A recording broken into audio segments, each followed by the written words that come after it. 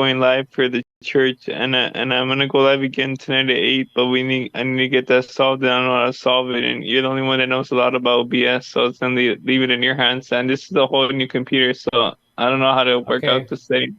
Breaker. We're back live. Okay, this is part B.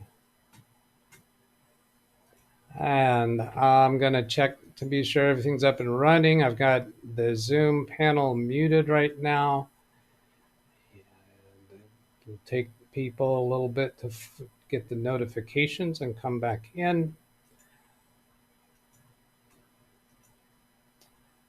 So going to my new scheduled live, which will be a different URL.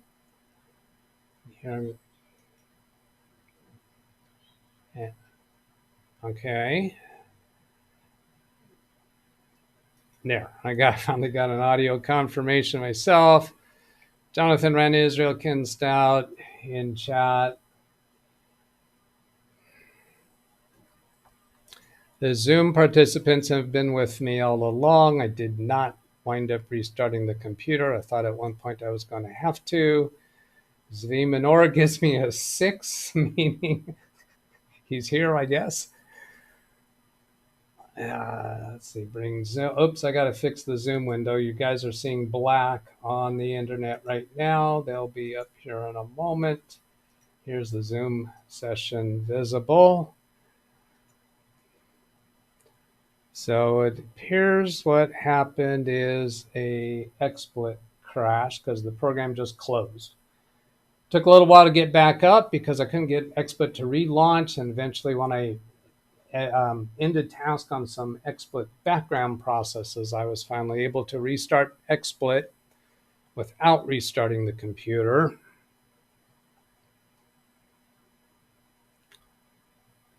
And looking back at the old chat, I wasn't caught up completely in the old chat, I don't think. So I'm looking at the old chat, which I still have. Additional router provided for Ethernet ports. I suspect, not sure why I can't use the current available Ethernet ports. Either way, you get more Wi-Fi capabilities, more Ethernet ports. Yeah, I think he's coming up to speed here. Cell phone boosters work by amplifying the signal and broadcasting in a stronger, more reliable form. That's the traditional usage of the word phone boosters. This is different. It's different. Let me shake you by your shoulders. This is different. It's not just boosting the signal.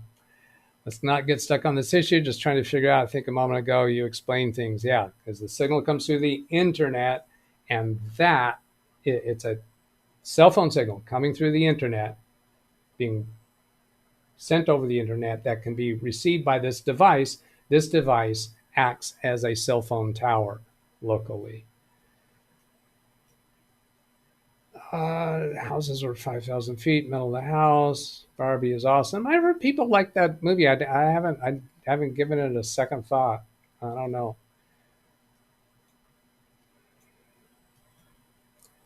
Turn off internet sharing. Click. Hello, Greg. Turn off internet sharing. Click OK. Get back to internet sharing. The IP address for the other device will be configured automatically. I'm liking that. Let's give that a shot. I do want to catch up with what you guys are saying in chat. The other instance, Doug, was houses that were built in Palm Springs, 1970. I think Greg got his YouTube muted. They used chicken wire on all the walls, creating a Faraday cage. Cell signals and Wi-Fi signals were problematic in those houses because of this construction. WAN port boosters are probably on a DHCP client. Yeah, the WAN port on the booster should be using DHCP as a client. Yes, agreed with that. Hello, Costanza. Ran Israel. In this method, the PC will act as the router for the booster. Yeah, that makes sense with internet sharing. Hence, the PC will have a .1 address. That makes sense. That's when we crashed. Internet gods did not like that IP address. I don't think that had anything to do with it.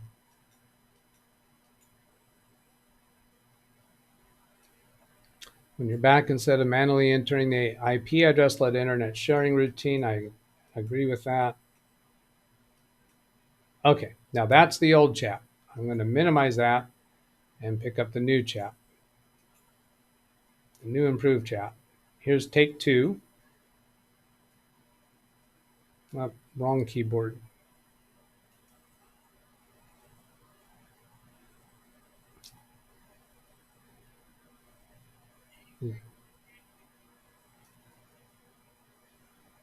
That's the old chat. Here's the new chat. The new improved chat. Jonathan, hello. I left a comment in the previous stream's comment. I did get that.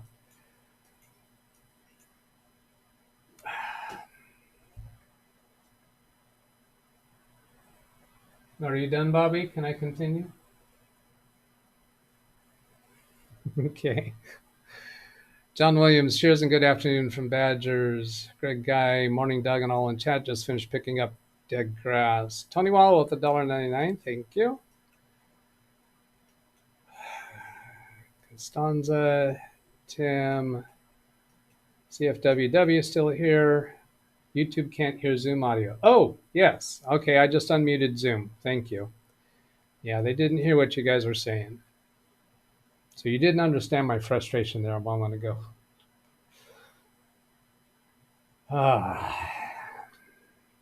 Doug, All right. Yes, Ken. a true professional would say, I need Zoom to say hi so that YouTube can confirm that they can be heard. But I'm just saying. All right. Go ahead and say it then. I'm not a true professional. You are. You could go ahead and say that.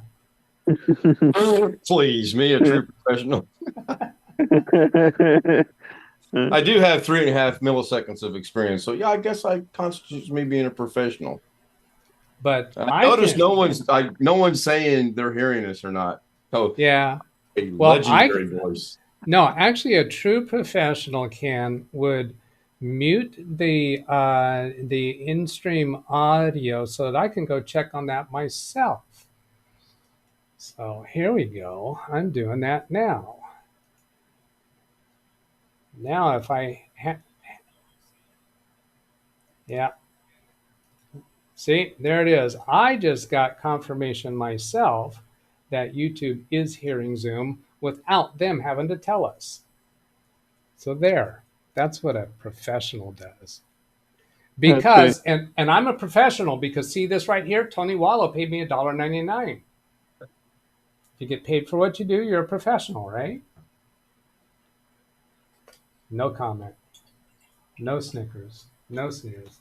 Oh, Ken is over there laughing his head off. Grinning, and I'm laughing, so yes.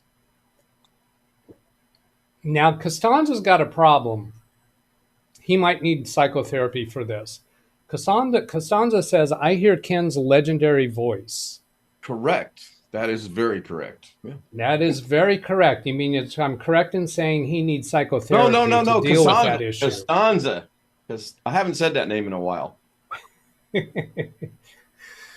hear Zoom. YouTube can hear Zoom. This may help. This may help by simplifying the setup. Costanza, Ken paid me to say that. How much did that cost you, Ken? 49 cents. Yeah, well, Ken is muted, so he didn't. I cannot answer that question on the grounds of an NDA, and I don't want to get to court and have to pay $35. That almost came out. Yeah. Well, now, okay, so here's another way to that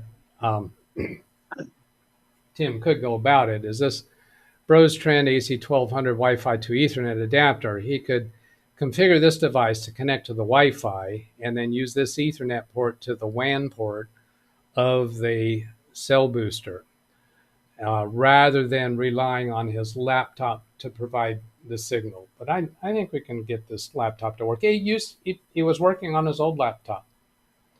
We should be able to do this, guys and guys and girls. I agree. Gals. All right. What am I trying to get back to? I'll do the bridging thing, internet sharing. So this is the Ethernet port. We don't want to share the Ethernet. We want to share the Wi-Fi.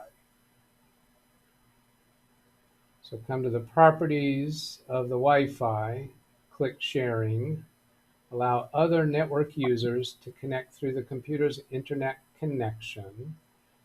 And we don't think we need this. Allow other network users to control or disable the shared internet. That makes sense.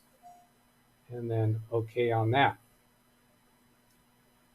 Now, this Ethernet connection, we want to use that IP address that was suggested. And I still have the old chat available, which shows me that IP address. Go find it.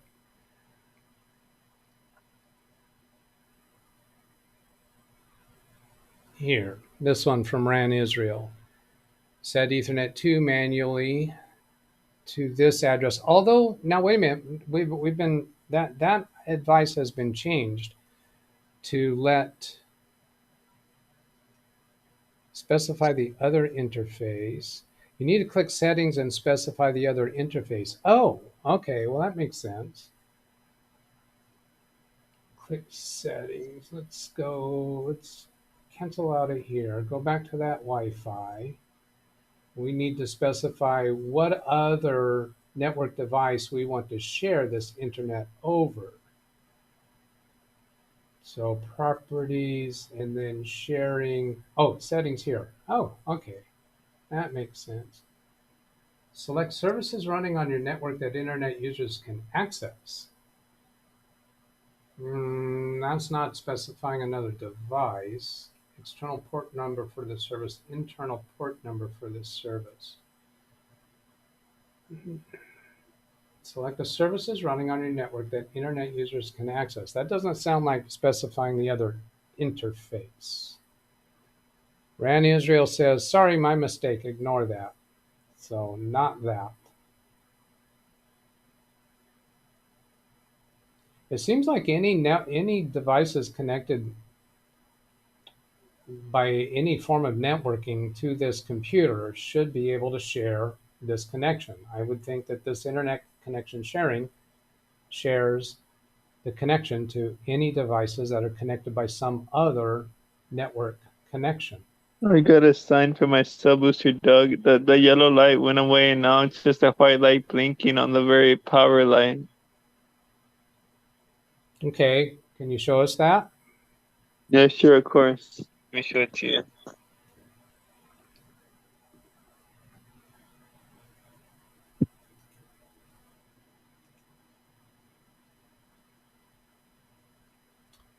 Blinking, all the lights are blinking. No, just the power light's blinking.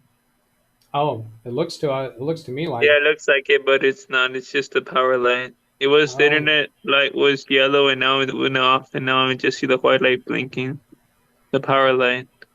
Okay, that might be telling us that it's failing to Trying configure, to identify, right? or that it's in the Configure it. process, or that it's in the process of reconfiguring. I don't know if you know, but there's WAN Shark or some Shark. It's a software you could check the communication via internet or Wi-Fi. I don't know if you heard of that program. It's a program that's free.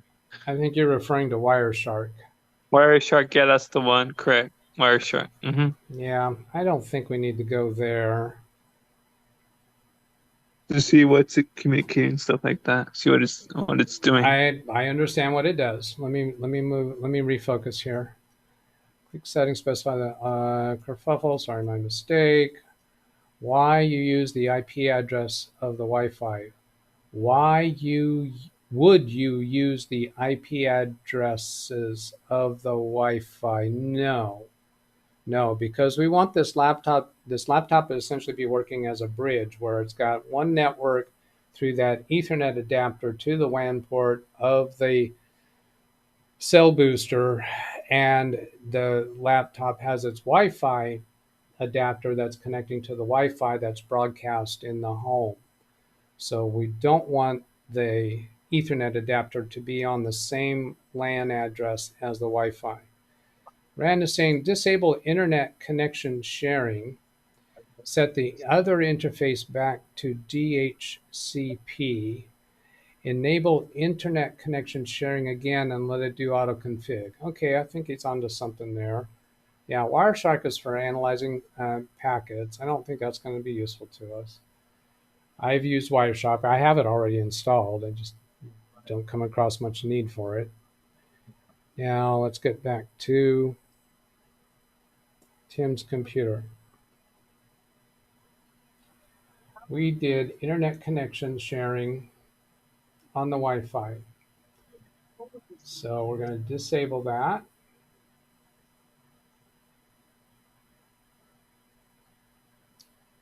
Set the other interface back to DHCP. Oh, that makes sense. Yeah, because we want this Ethernet adapter to pick up an IP address from the shared internet. We don't want it to use a static IP address. Oh, yeah, duh. That makes total sense. Oh, we're already on automatic.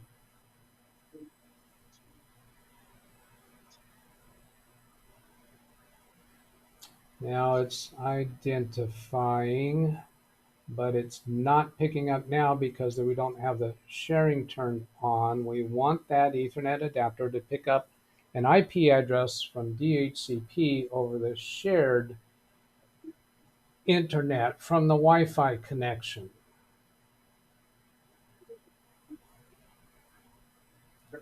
Okay, there. And then we want to trigger this Ethernet adapter to re-attempt to auto-configure. And let's see, I don't think I'm, oh, that's interesting. That's not what I configured into it. It looks like it has accomplished that. Yeah, Rand Israel says done.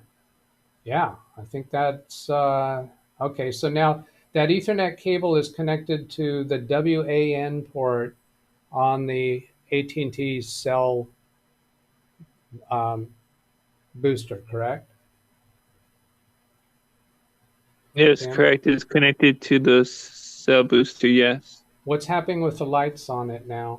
And it's just showing a white blinking light on the power and the yellow Okay. internet's blinking. Let's power cycle that device. Disconnect the power adapter from that device. Wait about 30 seconds, then plug it back in. Okay, it's unplugged now. Now, did you unplug the Ethernet cable or did you unplug the power cable from the cell Power boost? cable. Power cable. Okay, good. Yeah. We got a signal saying network cable unplugged, but that's because that port has gone dead. That makes sense. And in response to Rand's advice, now connect to the WAN port on the booster. It is connected, but we are currently rebooting the booster, expecting that it will auto-configure and pick up a DHCP address on its WAN port. And it also has a black button on it too. This is a reset on it. It has a black button that says reset. Let's do not push that. Do All not right, I'm push gonna that. push that. All right, it's plugged back in now. The power cable. Okay.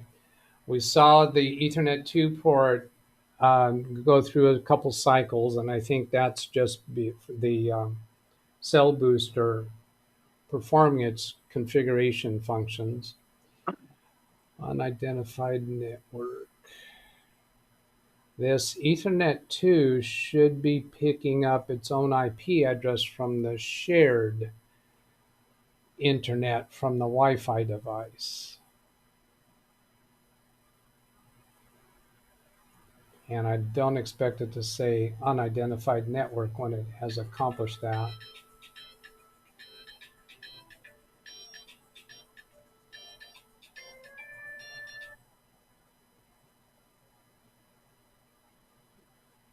Okay. I had to take a look at a email from a client. That's what that tone was about. I'm not going to click OK there because I don't want it to go reworking itself again. So you have turned the cell booster back on. What's its lights doing now? Tim? Yes, I'm here. What's up? Yeah, what's happening with the lights? And the power light is blinking, and that's all I see blinking right now. Okay. Around Israel says connect to the LAN port. We did that. Verify the Maybe static. maybe there's something that DNS that we gotta add, like a Google DNS. What do you think? I did that before, and I think it worked. Okay, we'll come back to that comment in a moment. Rand Israel verifies static IP addresses there after the power cycle, 192.168.137. That was a static IP address on the Ethernet port. I thought we changed that to DHCP. Verify the static IP address. Oh, no, it is static IP address. Okay, 168.137.1. Yeah, we didn't restart the computer, so that static IP address is still there. We have no DNS configuration.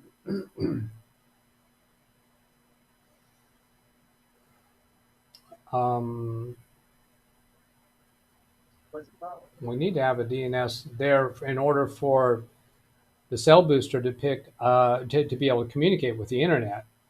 It has to be receiving DNS instructions from this computer. Rand is saying no need. No need for what? Are you saying no need for DNS? That's weird. Remember, this is the new router. Well, this Ethernet device is serving as a router to the cell booster. This serving that function, it has to be providing to the cell booster DNS addresses.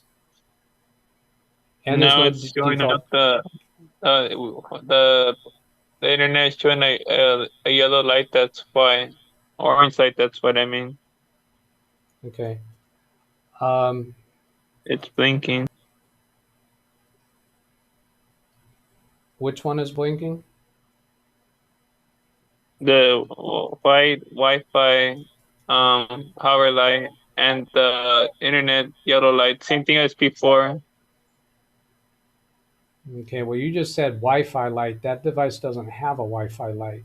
I mean the power is blinking, and the the orange light that says internet is blinking.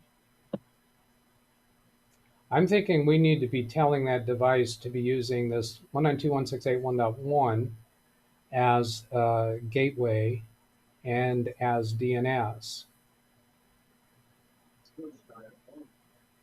because that's what the laptop is using. This is Ethernet 2 properties. Yeah, we're on the Just same. once we set up the IPv4, are we gonna have to set up the IPv6 as well, right? Or is that gonna pick up automatically? No, we don't. IPv6 is not required. We don't need to set that up at all. Okay. 192.168.137. So this is doing a network of 168.137, which is not the same as the subnet that the Wi-Fi is on. So default gateway needs to be this. My head's starting to turn to mush. Picks the DNS from the Wi-Fi adapter. But RAN, the cell booster is not connected to the Wi-Fi adapter. The cell booster can only be getting its IP information from the Ethernet adapter on the laptop. We want it to route through the Wi-Fi adapter, so perhaps the DNS needs to be the address of the Wi-Fi adapter. I would think so. Because it wants to chain from the DNS. Yeah. Oystein asking, does ARP-A-N and this address on the command line show anything? Why would it have a static IP address? Automatically does that. Don't touch any other setting on Ethernet 2. DHCP server will do that automatic. RAN Israel, the cell booster connects via Ethernet 2 to the Wi-Fi adapter. The cell booster connects via Ethernet 2 to the Wi-Fi adapter and gets all the information it needs. Okay, yes, because the Wi-Fi adapter is sharing its internet connection. So the DHCP server on the router that's in the home should provide IP address and DNS information to the cell booster. Okay, that's why we don't need to put in those settings. All right, and the Ethernet adapter on the laptop does not need to know a gateway address or DNS settings because it's not using that port to access the internet. The laptop accesses the internet through the Wi-Fi, and that has a DNS setting and a gateway setting. So the Ethernet port on the laptop does not need that information. It only needs to be on a compatible IP address to the WAN port of the cell booster. Oh. With internet sharing, does it assign static IP addresses to devices, or does it use DHCP addresses for other devices? I think with internet sharing, the device doing the sharing, which in this case is the Wi-Fi adapter, sharing to other network devices on that laptop, it provides DHCP services to the other devices that are connected and would be a different, is it going to be a different subnet? Or does it actually forward the DHCP? No, that makes sense. It would be forwarding the DHCP services of the router, would it not? Yeah, on the same Okay. set. Okay, that makes sense. What you have now is a network within a network. Rand was saying exactly to one of the things that I was saying. Oystein says correct. I think I said two conflicting strategies there. The computer acts as a DHCP server and allocates address starting with 192.168.137. Okay, and it's its own DHCP. All right, does ARP. All right, let's try that. Let's try this from Oystein. That's the second time he's asked for that. And get back to the computer. We got a DOS prompt open here. ARP, not Association of Retired Persons.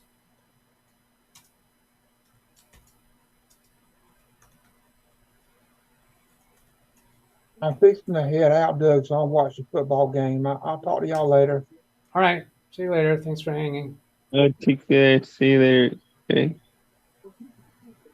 See you later. All right. So that does give us, Oystein was asking, does it show anything? Yes, it shows stuff. It shows a few different IP addresses that are on the 192.168.137 network. If internet sharing is using DHCP, why does the Ethernet have a static IP address? I'm with you on that question. And Rand says, because it acts as the LAN port of a router.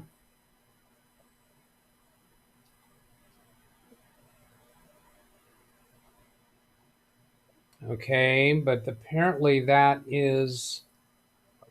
has to be consistent with the DHCP that the Wi-Fi adapter is sharing. Seldom Ball, I believe with internet sharing enabled, the laptop is acting strictly as a relay. Internet traffic coming in on either port is retransmitted over the other port. I agree with you on that. Randa Greg, when you configure your home router, the LAN site also has a static address that usually ends with 1. Yes, Yes, the router would have its own LAN address of .1. Oystein says RAN is right. Seldom Ball, the laptop is not acting as a router.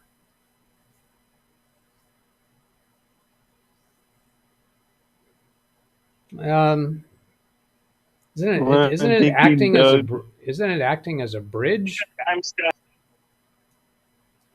Computer has the role of DHCP and DNS server for other connected devices.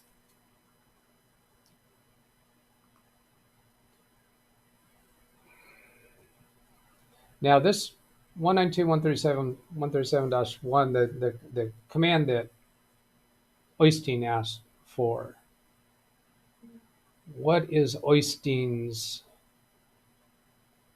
reaction to that?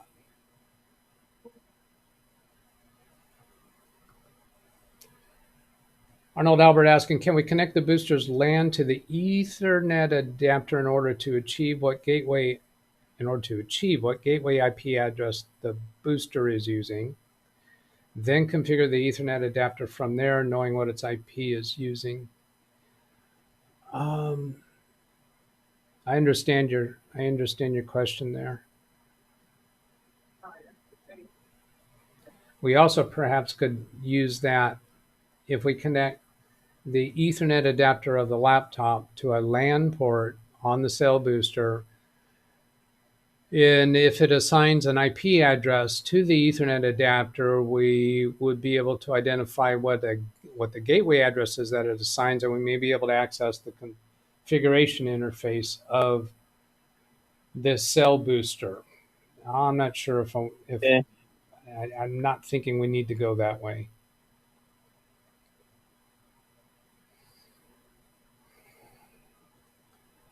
Has there been any change on the lights? Let me see. No, it's still the same thing as I said earlier. A white light and an orange light. Okay. Blink. Ran Israel saying, looking at the ARP output, the computer allocated 137.229. There's the 229, I see it. And .211 to clients. All right, yeah, that makes sense. Because the Ethernet port on the laptop is .1, and this ARP is showing us the addresses that are on the network, and it is showing us that it has assigned the 229 address and the 211 address to clients, meaning the only client that's out there is the cell booster and any devices connected to the cell booster. So if it has assigned multiple addresses, then that would indicate there's multiple devices connected to the cell booster, I think. I see your comment, Ran, about the label on the bottom and the MAC address. I think we have a picture of that label. Selden Ball, see you later.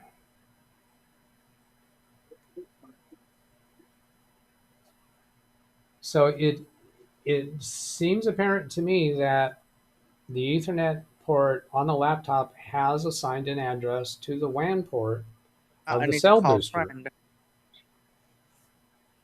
See you later, everyone. Okay, see you, Bobby. Yeah, Bobby.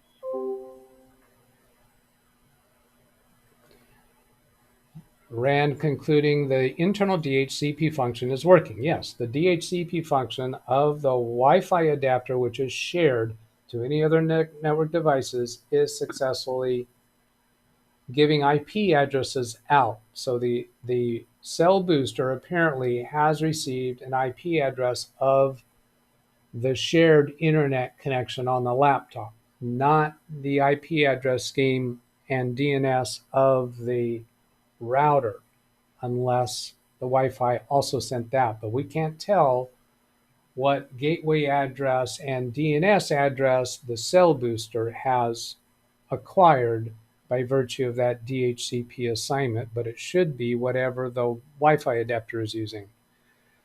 Oystein, DHCP servers giving out IP addresses to the clients on Ethernet 2, so the booster has one of those IP addresses shown. Agreed. Look at the bottom of the booster. The MAC address should match one of those. Yes, yes. Okay, here we go. Because here's the MAC addresses. Let's see. Yeah, you guys are seeing the mouse on YouTube. Those are the MAC addresses. So I'm going to go pull up the pictures that Tim gave us, because I think one of them included that label. We're getting somewhere, right, Doug? I think so. Yeah, so happy. I believe just now gonna get the DNS solved. We're getting there not quite as smoothly as we might have if I was more fresh on doing this work. 918, 916. So I'm going back to bring up those photos. Yes, here is the label. So MAC address here, 881F. I just take the first two characters and the last two characters, 881F. And then looking over here, yeah, it's the first one here, this .84. So it had, this is the cell router, the cell booster here, this .84. I wonder if I can ping it.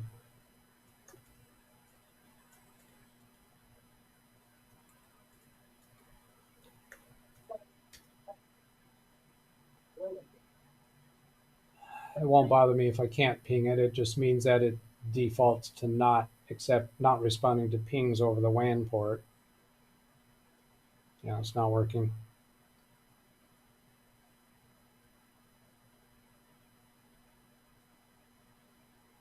So it achieves an IP address, but we can't tell what DNS and gateway address it received from the DHCP, but I think it would be the gateway and DNS that the laptop inherited from the Wi-Fi adapter, which connected to the router in the house.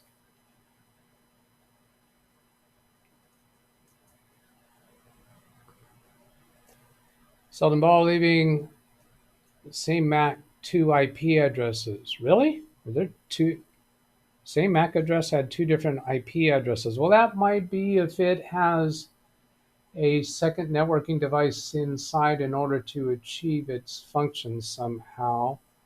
I see 84.2. So are you saying you see 84.84 twice? 88.1F, 88.1F. Yeah, here's the same MAC address receiving two IP addresses. Three of them. Same MAC address 3 times. I'm going to say that that implies this device has 3 networking components inside of it. I don't feel too worried about that. And those are static addresses. What? Okay, those are static addresses. That's why, who was it? I think Oystein or Rand said that we need to put in this static address in order to do this. That makes sense. We had to be on the same network. Now, yeah, no, DHCP didn't assign this. This is a static address.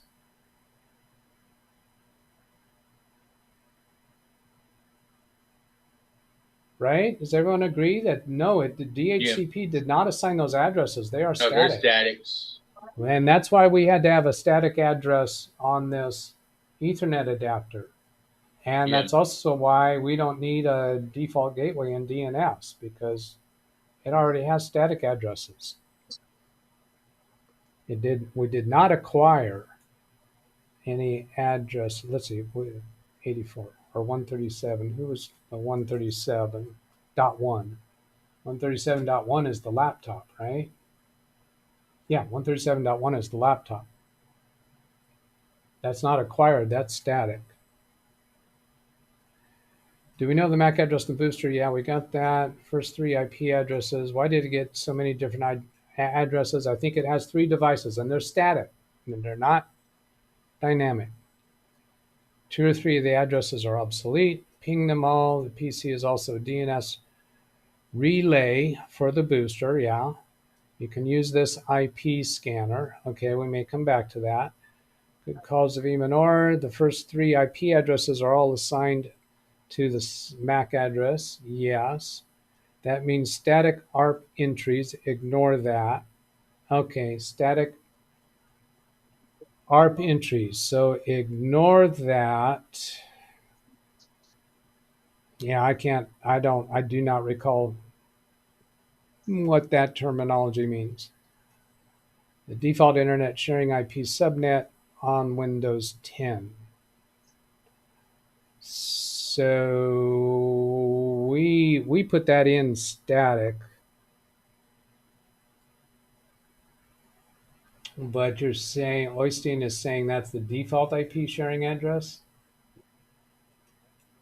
So meaning we didn't need to put that in. I don't care that we put that in.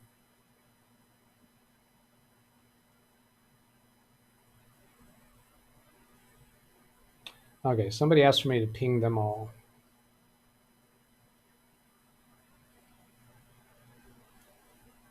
First one is 84. It failed. 211.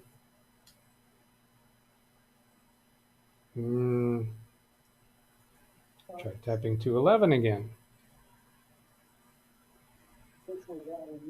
There we go. Very sluggish response. 211. We got replies. Next would be 229. Oh, wow.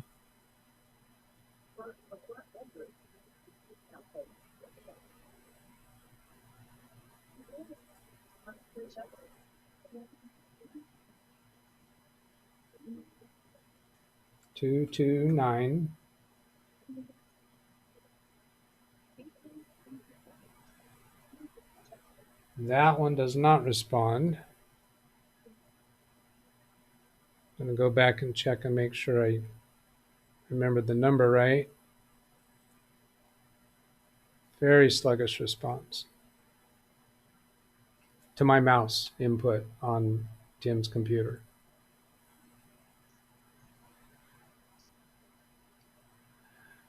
Seven, 211, 229, 255. Write it down, Doug. Oh, hey, that's a good idea. Thanks, Doug.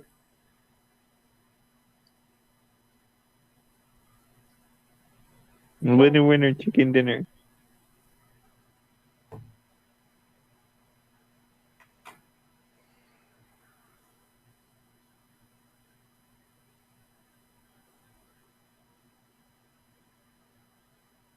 Okay. 211 responded. 229 did not. 255.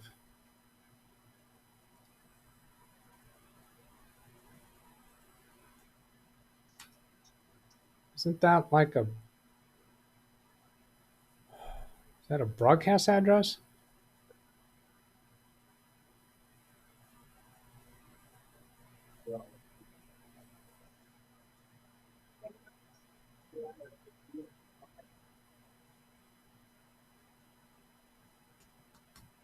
And then to remind myself, 84 did not work, right? Yeah, did not work. 211 did work. 229 did not work. 255 did not work.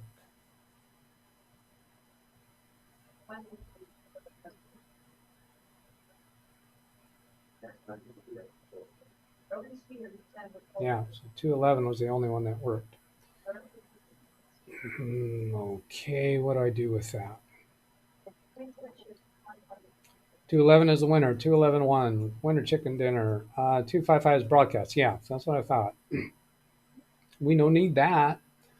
So is there a web page on that IP address? Oh, okay. Constanza agrees with Ran. Yeah, broadcast agreed. Ran to Oystein with checking on that IP address, meaning the 211. Let's try that. And I got to write down the whole address then.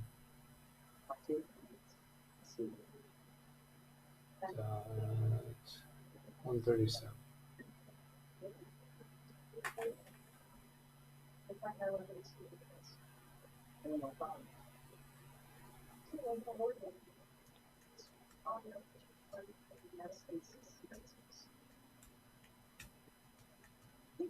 One 168, 137, 211.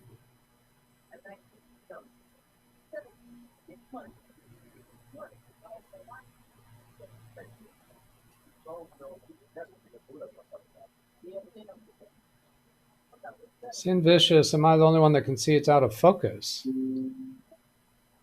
Well, try your, go to the gear icon at the bottom and change your resolution and try refreshing the page. A couple backslashes before that. And not getting anything there. It might have some, in the manual for it, they might have some instructions for a device name that we could use to get to a programming interface.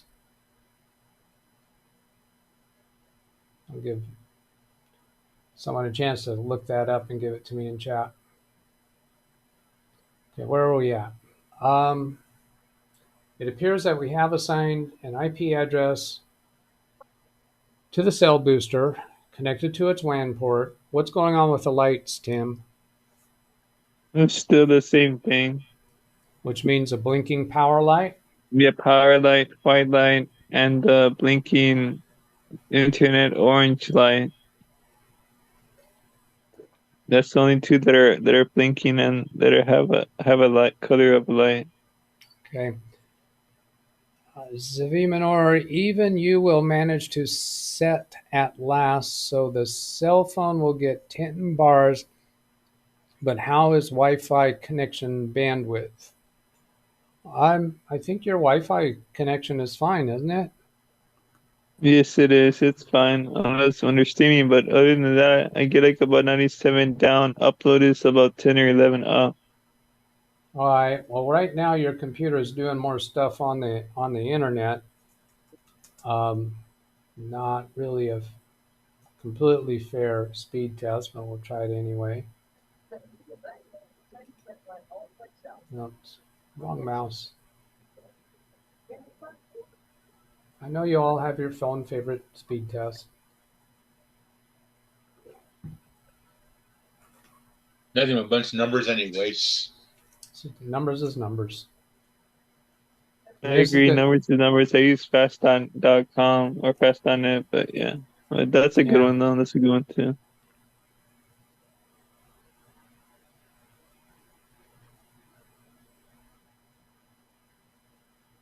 Yeah, that's kind of low. Let's see. We were doing I think last week we were working with Bobby's Wi-Fi, right? I think so. Yes, he was Bobby's. Yeah. Okay. Oh, yes, Greg, thank you. Port forwarding may have to be done. Yes, although that other configuration stuff yeah, I was about to for say the device. that, yeah. Yes. Thank you for getting us redirected back to that. I think we That's have why it's not working.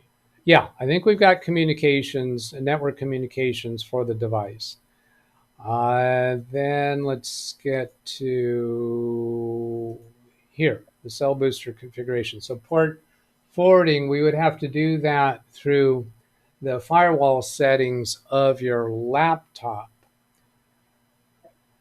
But it has to have a publicly available IP address at the router, but your laptop is not publicly available. Oh, you were talking about a Google DNS. You were using a dynamic DNS, correct. Weren't you? Yes, that was, and it worked. Now I understand what I was trying to tell you. That I think we could try that. It could work. Yeah. Yes. All right. I think it makes you're right sense, about right? that. That's what the YouTube video taught me. Yeah. Yeah. So we want to use Google DNS to set a public to communicate address for your laptop. Now, I don't know how to recall how to do that. I don't know which one's the best one or what. Let's see. But what you did before was a Google DNS, right? Is that what you Right, yeah, said? that's what he said. Yes, that's what I said, correct. I think it's And 888 and then 8844. I believe that's a Google DNS. well, that's Google DNS servers, but that's not a dynamic that's not a I just dynamic. used that one, but I think that's not a good one. Then you could use whatever you want to use. I would just put it out there. I think what we're needing is a dynamic Wouldn't the public laptop IP be, address. wouldn't the laptop be on net dynamic and the LAN port be static if that's because the router is going to be dynamic? Yeah, the router's going to be dynamic, but it's irrelevant. The computer that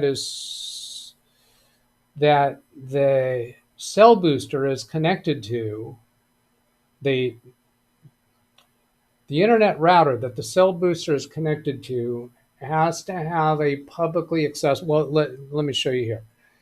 IT cell require a customer to provide direct internet broadband connectivity, required bandwidth, the supported users. Where does it say here? Oh, public DNS is reachable. So it needs a public DNS that is reachable. Now, if we use Tim's computer and say, what is my IP? It's not recommended that we expose that to the internet at large. So I'm going to take I'll take Tim's computer off screen to do this. And I'm just going to show the command in a web browser. You type, what is my IP, and press enter. But I'm going to take that off screen before pressing enter because we don't want to expose what his public IP is, because that could invite a hacker to try to hack into his home A network. DNS attack, right? Yeah. Yeah. So let's see, that's giving us an IPv6 address. Then I can click on this thing to say what is my IPv4 address. Again, I'm not displaying that over YouTube. And it is checking.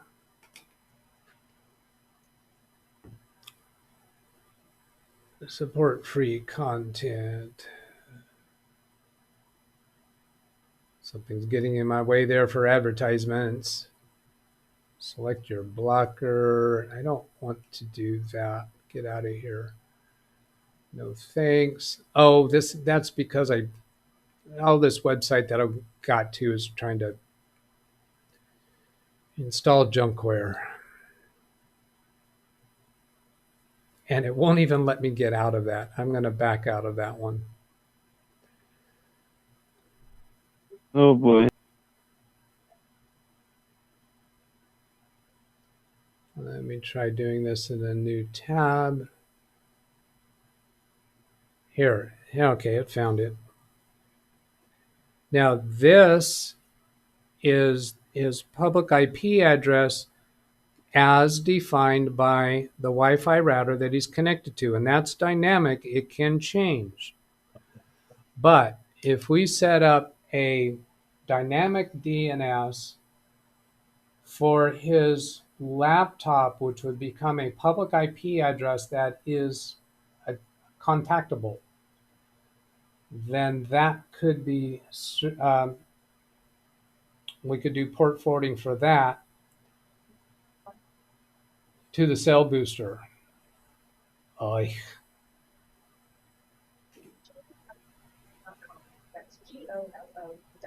Wow. And we're already 2 hours into this.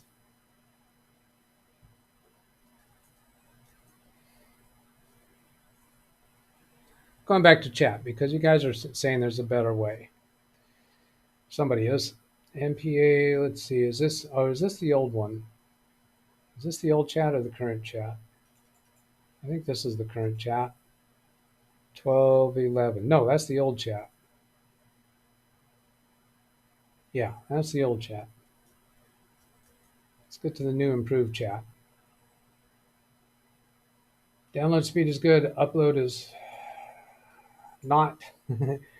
Rand Israel, now use the settings button under internet sharing That was at 103. Upload some days is bad. Dynamic DNS. That's, yeah, I might have mispronounced that a couple times. What do you, let's see, get past that. Greg uses IP chicken for dynamic DNS. Ran Israel, I'm not going to try to describe what you missed while you were away. So what we believe we have at this point, okay, Ran, I guess I will summarize. And hello, Alice, is we have got internet connection sharing on Tim's Wi-Fi adapter, which shares his internet connection to the Ethernet adapter that's connected to the WAN port of the cell booster. And we have been able to see that we have successfully assigned an IP address to the WAN port of the cell booster. And the cell booster picked up a couple of other IP addresses as well.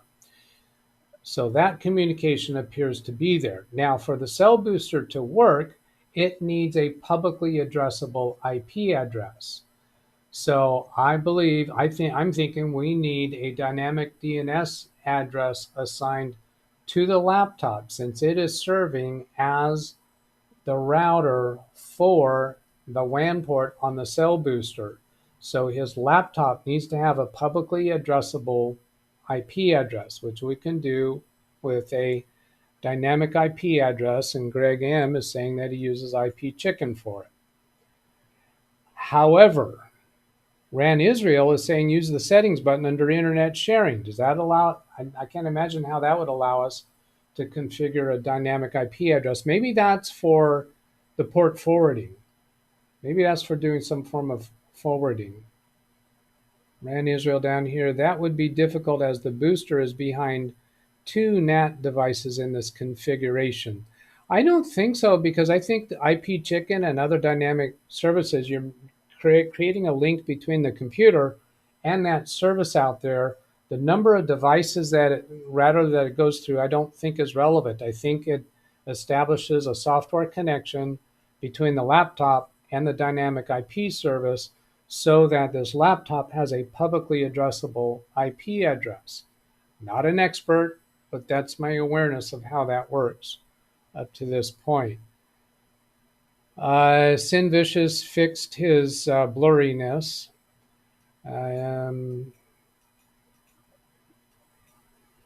Not a public IP address, but a public DNS address? No, I think it is. I think it needs a public IP address. Let's go back and see what that requirement is. Oh, public DNS is reachable. Oh, public DNS is reachable. Oh, you know what? I may have totally misread that. The device needs to be able to reach public DNS. Mm-hmm. Oh, we don't need dynamic DNS. No, right? Oh, wow. All right. Let's see. Oh, I need to I need to close down that tab on Tim's computer before I accidentally expose his public IP address. I might have already done that. Right. It just needs to be able to access public DNS. IP chicken simply tells you what your public-facing IP address is. Okay, that's not abuse. That's not a dynamic DNS server. The booster uses DNS to connect. Yes. All right. I said significant statements that were incorrect.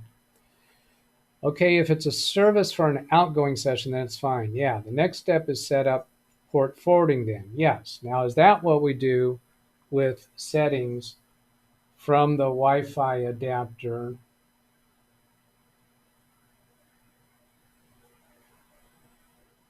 Let me take that back off for a moment. What's this other tab that I have open there? Yeah, we don't need that. Close down both of those tabs on Tim's computer. Okay. I know Ken Stout is sitting over there in his chair just knowing that he has the right answer and he's just being quiet. See how long it takes Doug to figure it out. What's that? See, he looked up there. He looked up from his desk. Sitting down there in that hole. Let's see, where, connection sharing, connect you, let's see where I'm at. I need, for the connection sharing Wi-Fi. This is where we're doing the sharing. Port forwarding, go to sharing tab and then settings here. Does this let us do a port forwarding? Services.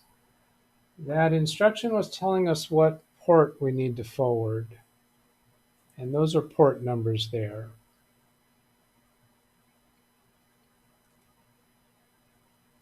Getting back to that document. Here it is. Broadband connectivity and port configuration. Requires the following port settings.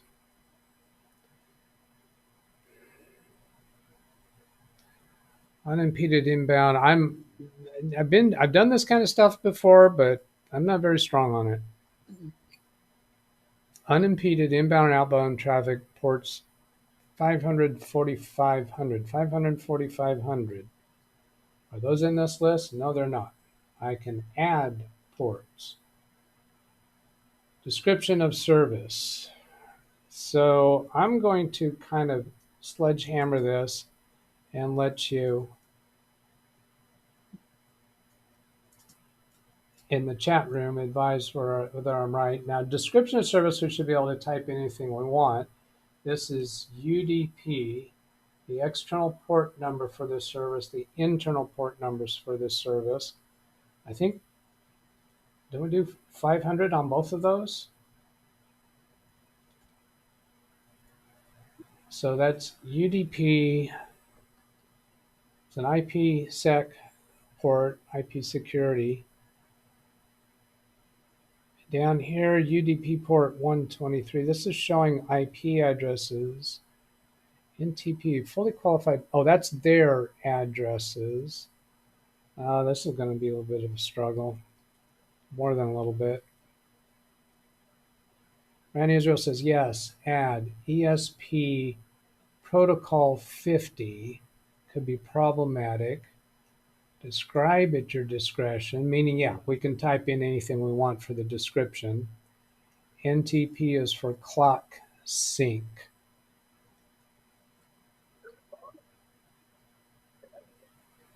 This one, NTP timing sync, okay, clock sync.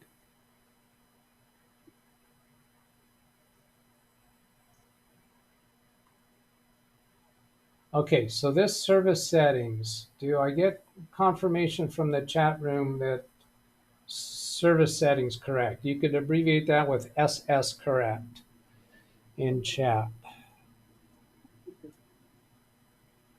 I'm weak on this.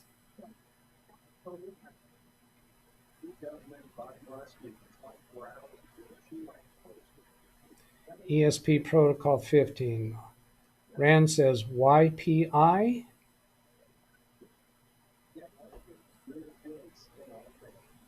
I don't know what that means.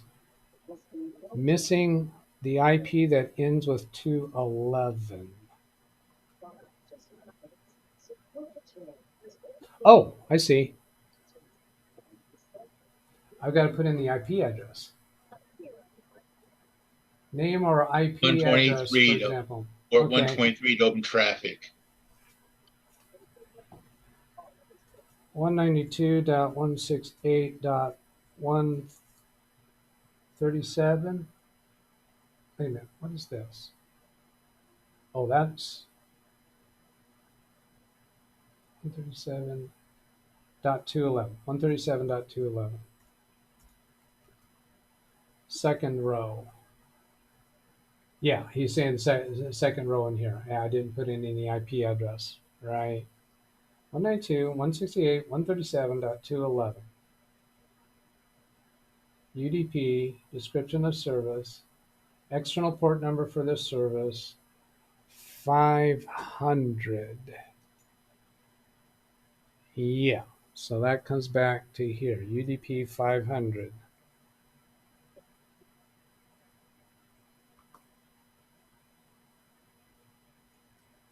I had too many keyboards and too many mice. Yeah, you want to forward incoming port 500 to 500 internally. So it is both 500 and 500. All right. Just give me the word yes in chat if you think I got it right. Just hope that when Tim shuts down his computer and restarts in the morning that the booster will still receive the same address 211. Otherwise, it's reconfigure time every day. Yeah, Rand says yes. And also, I think we're going to advise Tim to restart his computer after we're done, because if he continues through the day and the computer crashes, it might revert to prior configuration. Or I could take a picture of it so I can know how to do it. I can add it back to it on a later time if that time comes. All right. Well, you've also have this video to go back and refer to. That's true. That'd be good. I'll download the video after it's done. All right. So I'm going to go ahead and click OK here. See what that gives us. So there we've added that. Now, if we edit it, do we get additional settings that we can make regarding it? No, it's just the same stuff. All right. What else do we need to do? Where there's other ports. So we do the same thing with UDP port 4500. Just type 4500 in chat if you agree with that we need to do the same thing with port 4500. So I'll click add. I'm going to go ahead and start doing that.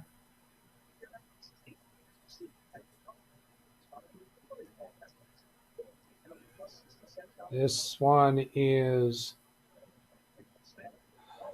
I'll just call it IPsec. I'll call it IPsec 4500 because I got to name it different than the previous one. And then this address would be the same address, 211. Since there were, well, the only address that that device responded to was this 211. 192.168.137.211, and it's UDP, and it's 4500 for internal and external. All right, I'm going to go take a look at chat. Rand Israel says 4500 and 123. Alice is saying yes. Zavia is saying yep. Rick Lake saying I would. 4500 and 123. Yeah, 123 will be the next one. And then we need to consider perhaps if that ESP protocol is something we need to do. Got no clue on that. Is this seeming at all familiar, Tim, to what you did previously? I actually didn't do any of that, but that looks good. All right. So then this one, UDP, IP, SAC, port 4500. No, this is 123. I already did 4500. I know I haven't used consistent naming conventions there, which I should have done. 173.173. No, that's not it. 192.168.137.211. UDP port number 123. And this is NTP port. We shouldn't be calling that IPsec.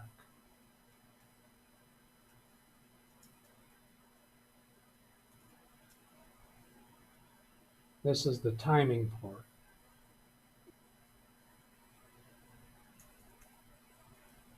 (123) UDP. Okay. In chat, you could type NTP equals yes if you agree with that.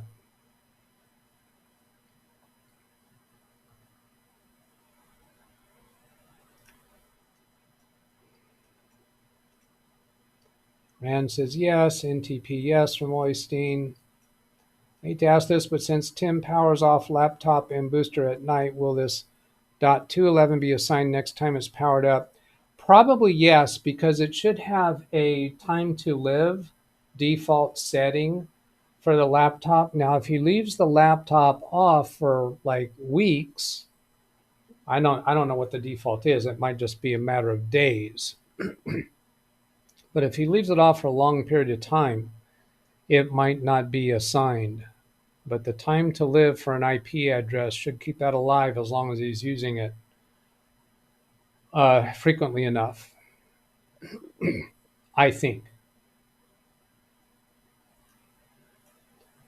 Zvi to Greg, this is the static IP address of the booster. Yeah, that's right. The cell booster, yeah, it was claiming that's a static IP address. It was not being assigned. Yes, that's a better answer from Zvi Manor, because it was the network command that we did identified that as a static IP address. It was not dynamic NTPS. So that's even a better answer. It does not matter if he leaves it off for a long period of time. Okay, so we got those right. Or we think we have it right.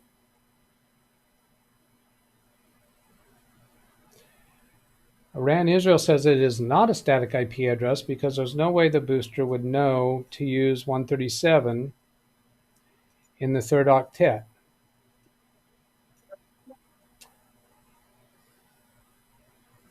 Well, yeah, I think the reason it could be is because somebody in the chat room came up with that .137 in the third octet for us to use. I think they pulled that out of a manual somewhere, telling us that that's what that cell booster expects to use, because we put in a static IP address on the Ethernet port of Tim's laptop.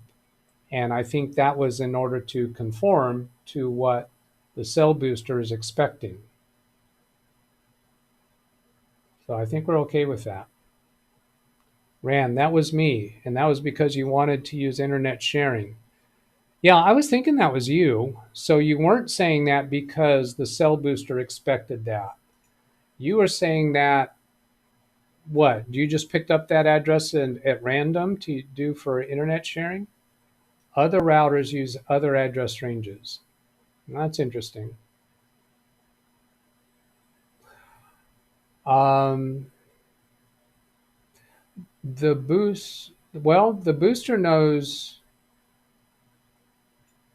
Oh, okay. Yeah, well, that network command that we did claimed that it was a static IP address, but you're saying that the internet sharing actually assigned the address. ICS equals internet connection sharing equals 192.168.137. So that's a predefined subnet for internet connection sharing, I guess. .137 is the default IP sharing subnet. Okay, yeah, Oystein's saying the same thing. It's built into Windows. Did not know that. Zvi Manor saying, okay, they're right. All right. Very interesting. But stupid. Not really. Did we cover everything here? 500, 4500, 123. What about this ESP protocol 50? What's that about? There's the 4500. Oh, I didn't put in the name here what this one is. UDP, so there's 4,500, 123. This one is 500. Let's put that in the name. Oh, I can't change the name here. Too bad, so sad. Really? I can't rename it? No, guess not.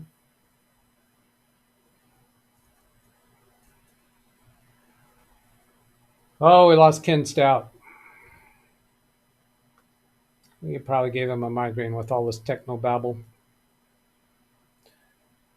Man Israel, fun fact, in Windows 98, it was another range, frequently conflicted with other home routers. Rick Lake learned something from RAN. I did not know that. So they changed it at Windows XP because nobody else uses 137. All right. So we have those port forwarding set in. Is it time for us to try it? Right. Clicking OK on all of this.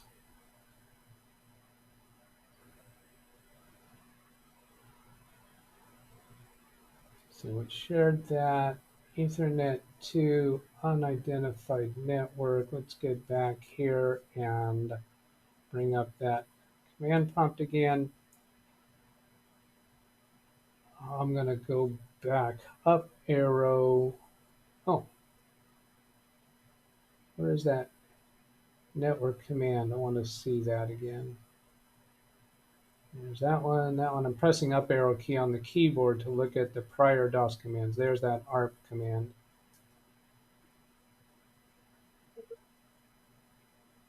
Okay, that's looking the same. Has there been any change to the lights, Tim? Yes. Yes? What What you are say? the, Say one more time what you said. is there any change to the lights on the Oh no, cell the lights booster? are still the same. I think we might need to power cycle it or reboot it. Okay, yeah, let's power cycle it. Okay, 30 seconds again.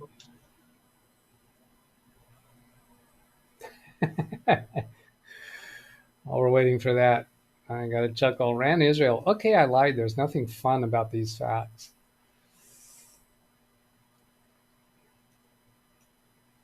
Oystein, what do netstat-rn show? All right. We'll go try that.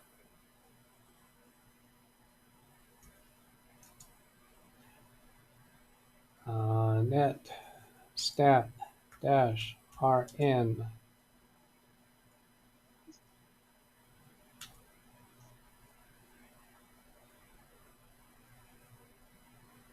Scrolling back up.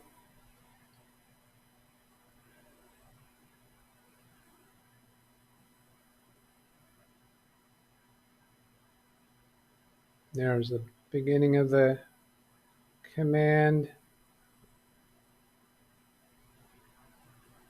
And maximize that window. I connected it now. I'm turning on my camera. I can show you.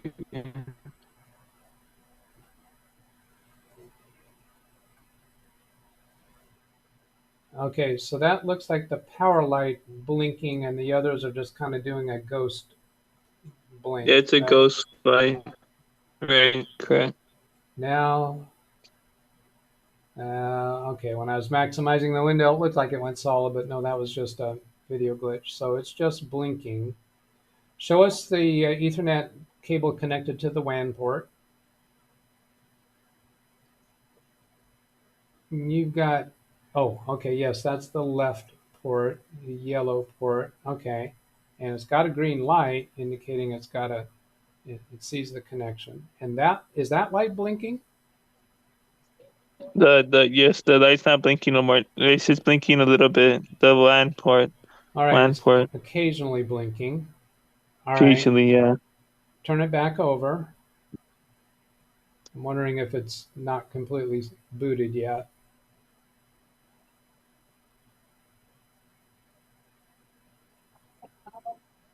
All right, I'm gonna come back. I've got that off screen right now. You can relax. Okay. All right. Going back to look at this netstat results. Let's see, we got interface list. You'll take family recorder. Let's see, controller couple Wi-Fi adapters showing there. Bluetooth device. Destroying,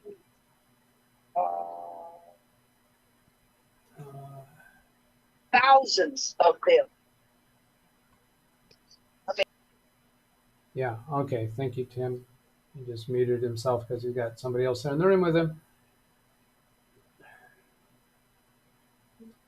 Active routes. Interface. Whoever asked for this, are you finding anything here of interest? IPv4 route table, IPv6 route table.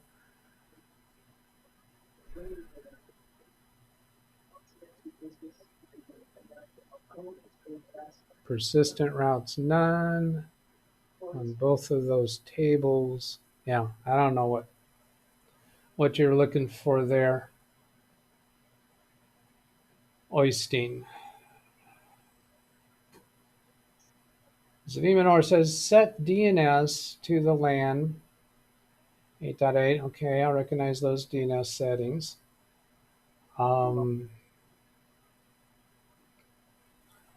That's going to be on the Wi-Fi adapter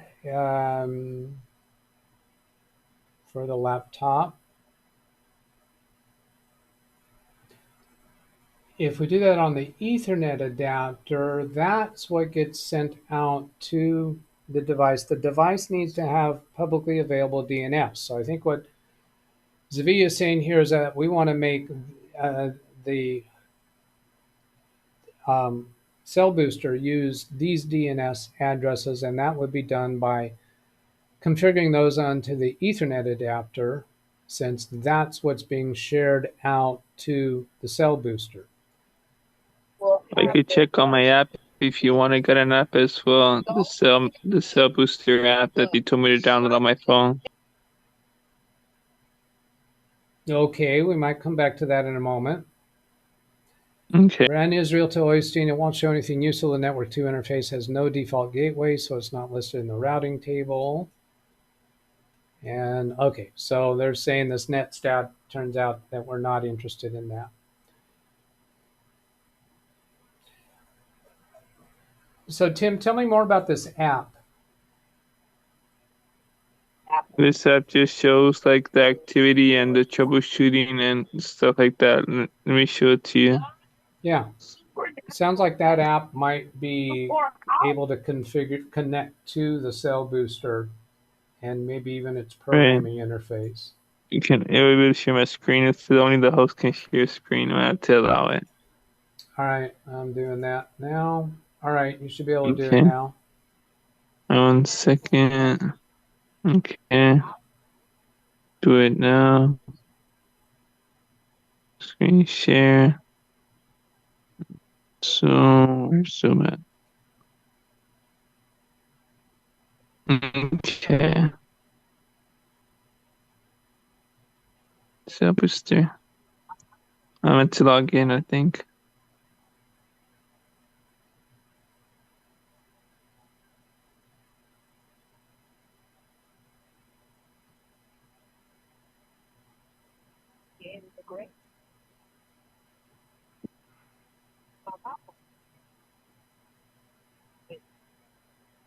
All right, I'm logged in now.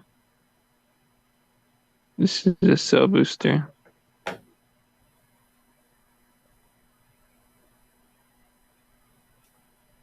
For those that are thinking you, they need to let me know about something, please do not put it in the chat. Do not speak it out loud.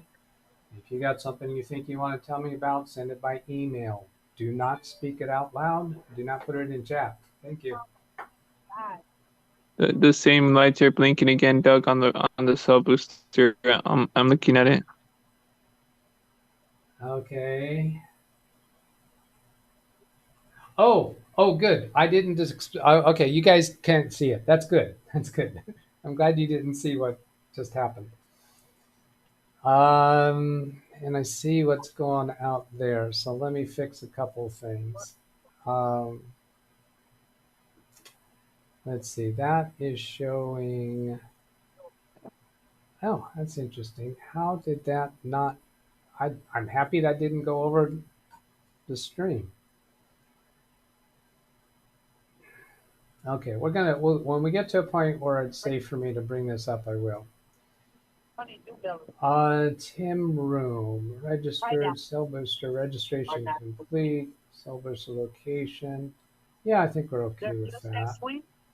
I'm hearing extra voice in the background. Does somebody have somebody speaking? No, it's my Zoom. It's my Zoom. I'm in prayer line on another Zoom on my other phone. Okay, are you able to mute that? Yeah, it's turned down all the way. Like, All right. let me take it off speaker. There you go. Is that better? I Hold think on so. 1 second. 1 second. There you go. I turned it down now. You should be able to hear it now. All right. I'm going to make an adjustment to what you're seeing over YouTube that should let you see what Tim is showing us on the app.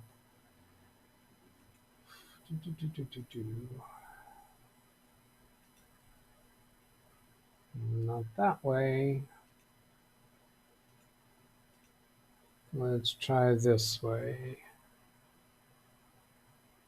Yeah, here we go. Now you can see Tim's app. Yeah, Rand Israel asking, in Tim's machine, is the registry, does it following path exist for IC sharing? Okay, let's look at this app a little bit first.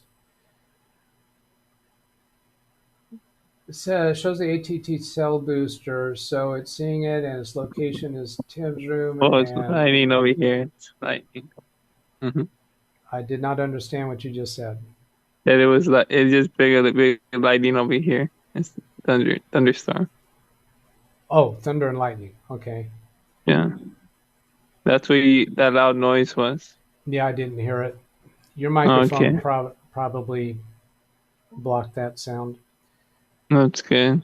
So we are connected to it. We can disconnect to it. There's a device status. There's an admin list and a location. And the admin list and device status both have arrows. Let's start with device status and click on that. Power not of all those lights not available. Cannot access your device. Please ensure cell booster is powered on. Ethernet cable is properly connected to your cell booster and Wi-Fi gateway, or troubleshoot your in-home network. So this makes me think that the app is trying to connect to the device through the internet, not connecting directly to the device, but it says that it's connected. There's a radio status, radio off status not activated. That's curious. Click the left arrow on the top left of the screen. What up there? There's a less than symbol in that blue area at the top where it says device status. Right. That's I clicked it. Okay. And then let's go to admin list.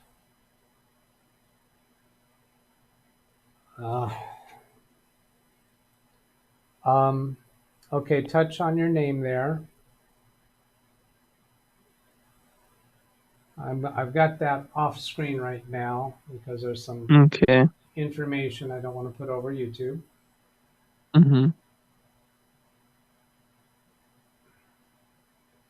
Scroll down. On the way down. That's all the way down? Okay, so there's nothing there. This is just configuration for your account.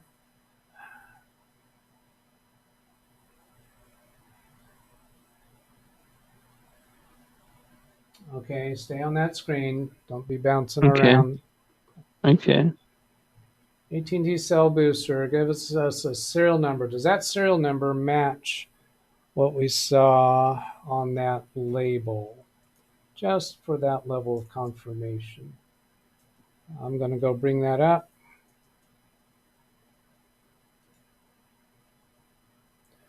Here's that label.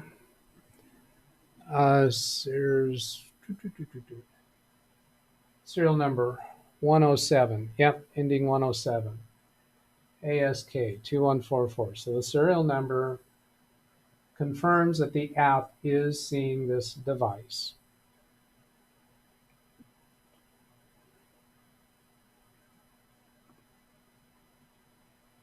You have a disconnect, location, admin list, device status.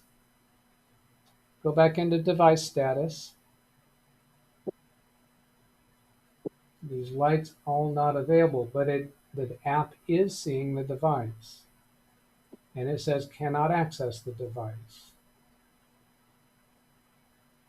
Scroll down. Is there more? Yeah, we already No, see that's here. it. That's all of it. That's as far as it goes. As far as it goes, yes. Okay. You can do something else you gotta do on the computer. Maybe the DNS, Google DNS. That's what I got to work before. Yeah, Maybe the that might app, help.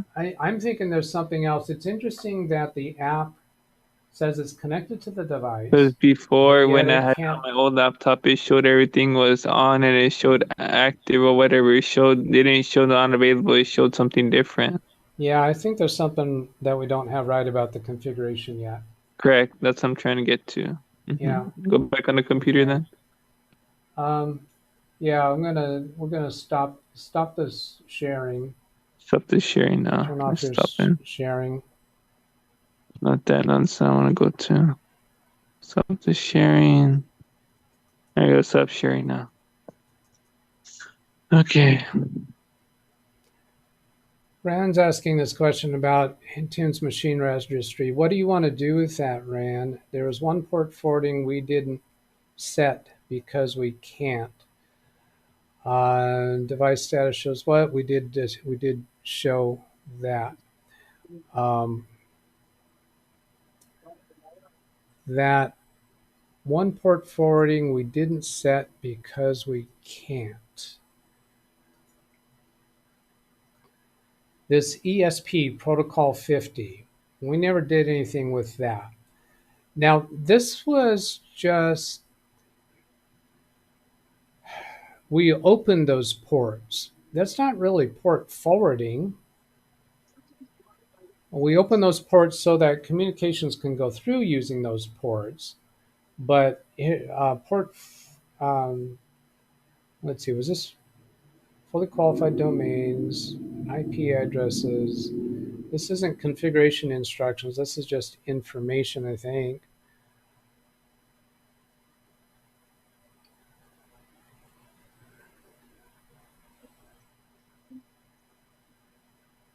Scrolling through this.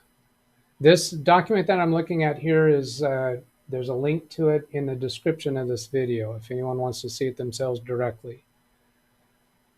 Fully qualified domain names. Could any of these get to the configuration page of the router?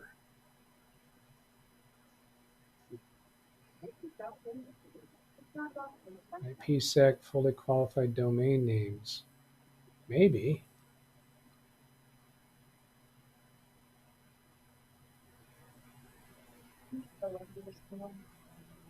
Go back and look at that label. See if it gives us a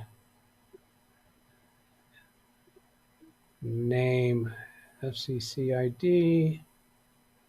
Sometimes these labels give a URL that you can use to access the programming interface, but I'm not seeing that here.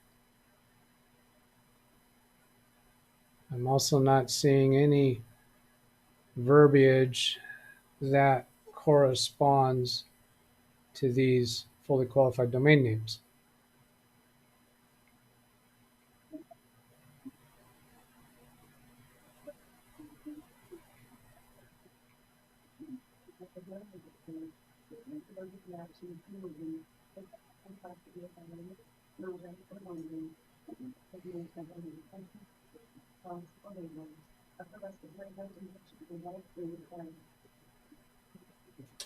When you're back, I got the old chat here.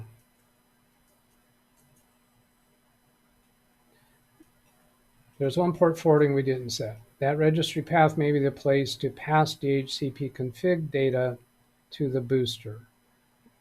Protocol 50 is for both IPv4 and IPv6 from Oystein. So we didn't do anything about that port.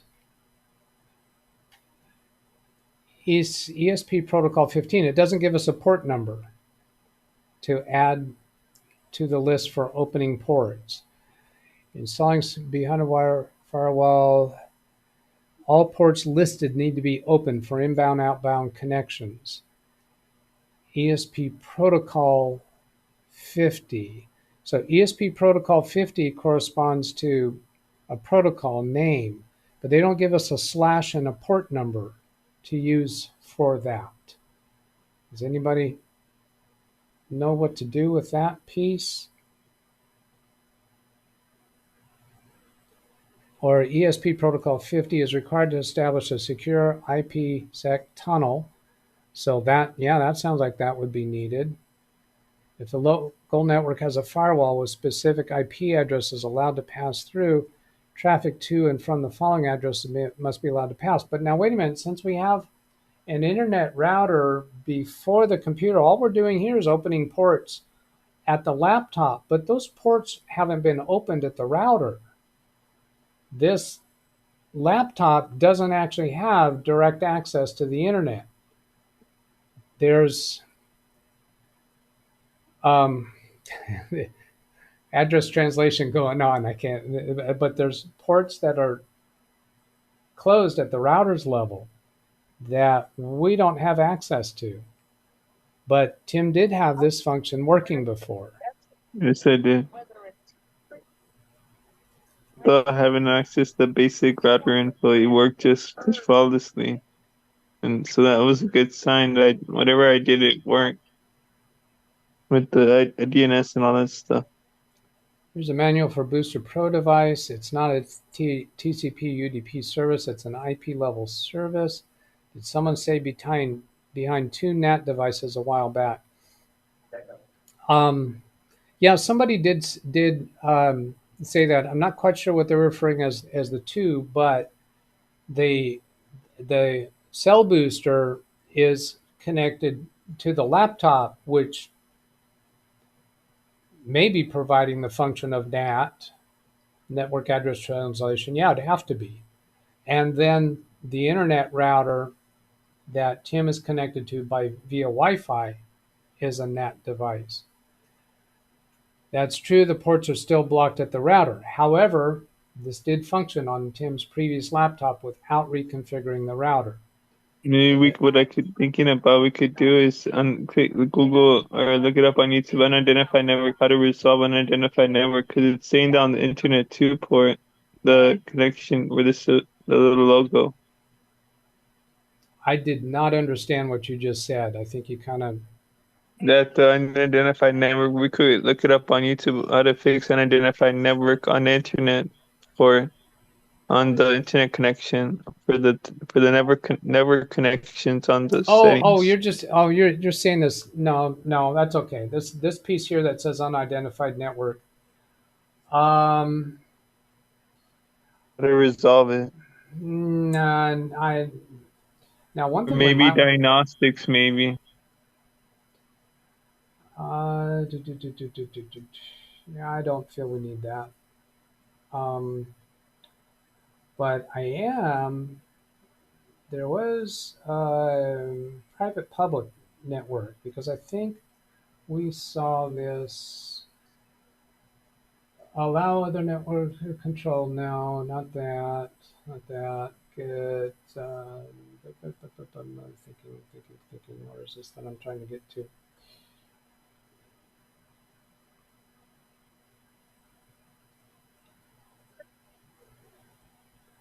Public network. Your Wi-Fi is showing a public network. I think we need that to be private network. Yes, I think I saw that in a video that it's supposed to be on private. I didn't know how to change that. Yeah, we're doing that right here. Click that on private.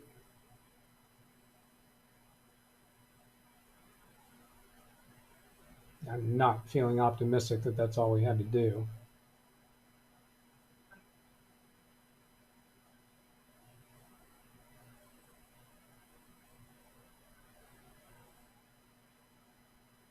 Yeah, there we got, that's on private network. Now this Ethernet 2 is also public network.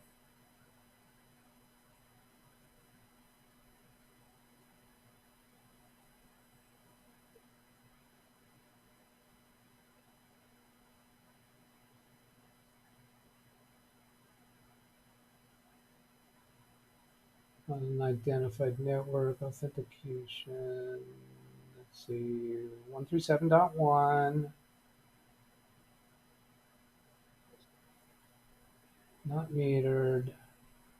Where do I get to set this as a private network? Because public-private network will make a difference as to what firewall settings are used.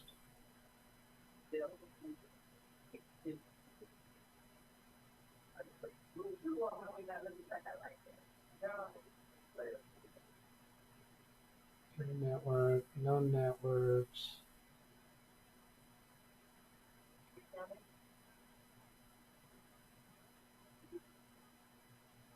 Somebody's got to be yelling at their screen right now.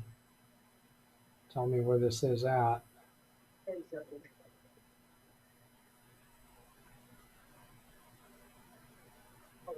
There, public network. Ethernet public network right here, but it doesn't let me change it. Authentication says it's not applicable from RAN Israel. I'm assuming you mean that public-private is not applicable.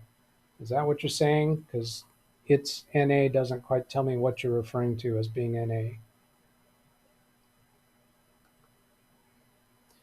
Did you have a public IP address before Tim?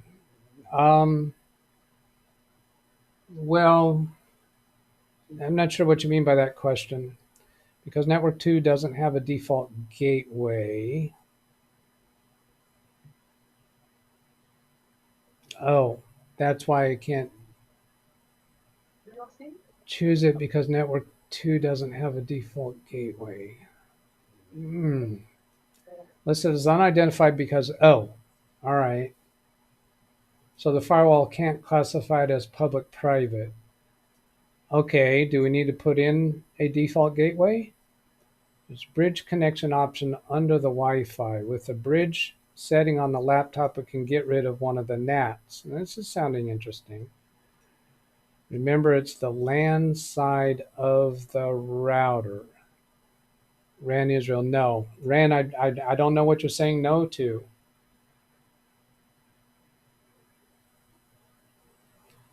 It's not meant for the laptop to go out into the world.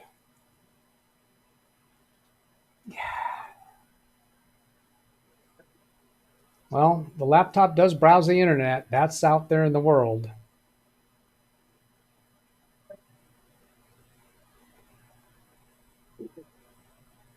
But in order for that app to connect to the cell booster, the app has to go through the internet, through a cell phone connection, through the internet, back to the laptop and find the cell booster. So that's where I'm thinking public-private matters, because the public firewall settings of the laptop could prevent the communication from reaching the router. Rand says, give me a minute to give a proper reply. Will do.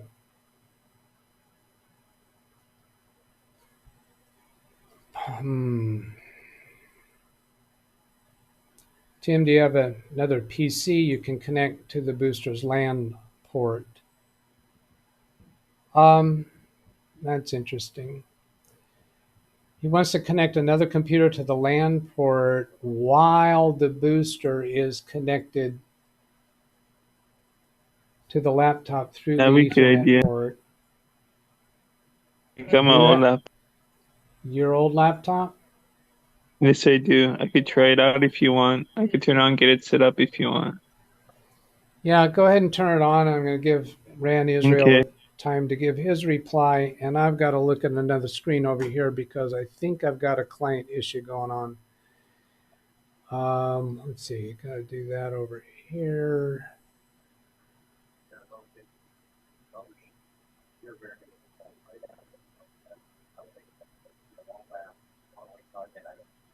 Okay.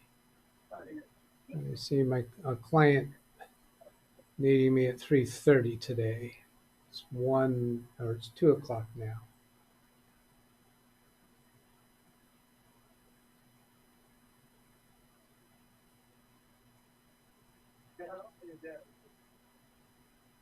So the yellow cord, well, I'm gonna connect it to the sub booster or what?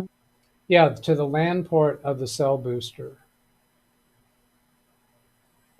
Okay. Oystein, so you can check if you have internet on the new PC. Oh, that's good. Oystein, yes, I like that, because if you connect the laptop to the LAN port of the cell booster and gets internet, then that means the cell booster is passing communications through to the internet, and the cell booster itself is connecting to the internet. That's good. I like that a lot. The laptop communicates with the world via Wi-Fi. Yes, that's where the default gateway and DNS settings come into play. Yes, but what I'm thinking about is the communications between the laptop and the cell booster. That's going over the Ethernet. And I'm concerned about that blocking communications between the laptop and the cell booster. That's why I'm concerned about private internet.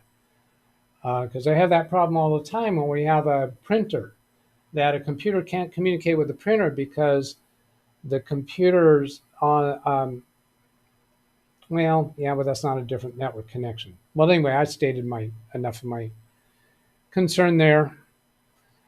Laptop communicates with the world. Network 2 is used to communicate with devices internal to the laptop. Yes, but if that's set on public, then it's going to be blocking some communications through that connection. The other devices need their own DNS gateway settings. That's what the laptop's internal DHC per server 137 does. Okay, I see that, and I agree with that. Long Dog, I was kind of wondering if there was a way to hook up the original laptop that was supposedly working with this setup. Maybe we could explore some of the settings. Yes, let's see. This is Tim's old laptop. Tim got a... Now, wait a minute. Tim sent... I'm just trying to restart and get my new laptop. What do I do? Pending. Tim's old laptop was sent in for repair. That never came back to him. This other computer that he's connecting is not the original laptop. Tim, is that right? You no longer have the original laptop that was No, I working. don't. Yeah. No, Is it? I actually the old laptop I had it connected on the old laptop, not the one I have right now, not the one I guess in the depot. Okay. The laptop that you have connected now, is it the one that used to work with the cell booster? Yes, It correct. is. Yes. Okay. So, Long Dog, I think maybe that is a yes. Is there any reason why we can't connect the cell booster to your old laptop and see how it's Because configured? it's all Wi-Fi and it's a slower. It's 2.4 instead of 5 gigahertz. That's why I want to do it on my newer laptop because everything's more modern and more advanced. Okay, but the old laptop should still function, Yeah, it does. It's right? just on the older band All or right. older 2.4. Okay, so when I asked, is there any reason, now don't do it yet, don't do anything right now, but is there any reason why we couldn't connect the cell booster to your old laptop and see it functional? Yeah, we could do that. Okay, don't do it I yet. don't know if I got the same. It's gonna work, but we could try. Do you want to connect to it? No, I said don't do it yet. No, I don't want to do that yet. Okay. Okay. I haven't connected the yellow port to my old laptop, like you said on the cell booster. Okay, so actually you were asking if I want to connect remotely to the old laptop, and sorry, Yes. I was mixing up your question there. And my new laptop is trying to do a restart again. I don't know why. Should I do it or not do it? It says 2 minutes. Let me see that. Estimate time. It's on there in your screen. I don't know why you keep asking that. It's the second time it does that.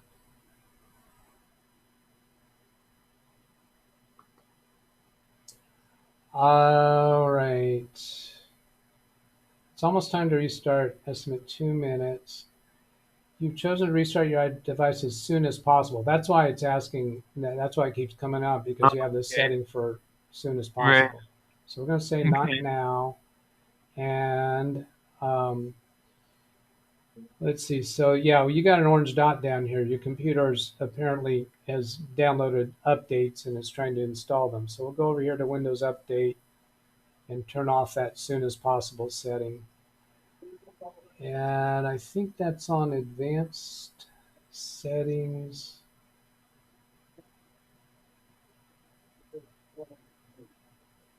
Yeah. Get receive updates on the products. Restart as soon as possible. So we're going to turn that off. That's why it keeps coming up on you. Notify when a restart is required. Yeah, you can be notified that a restart is required. And we got this orange dot here, meaning there's an update that's waiting to install. And I have found that many odd symptoms occur, excuse me, when an update is standing by needing to be installed. One of the ways that I have dealt with that is to pause updates, and that usually resolves or stops the symptom that's happening. I'm also suspicious, could this configuration work that we've done prompted it to install some kind of an update? Update history. Last update, September 14th, 2 days ago. You got a cumulative update 3 days ago. So this update that's trying to install now might be in relation to configuration changes that we've needed that Windows has discovered. Hey, you need these updates if you're going to do that. Now, I don't know if that's a real thing. We could stop this and turn off this orange button by pausing updates.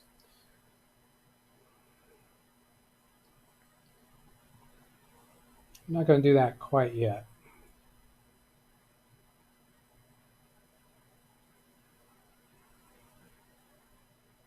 I found that button on quite a lot of Windows 11 machines that had Tuesday's update.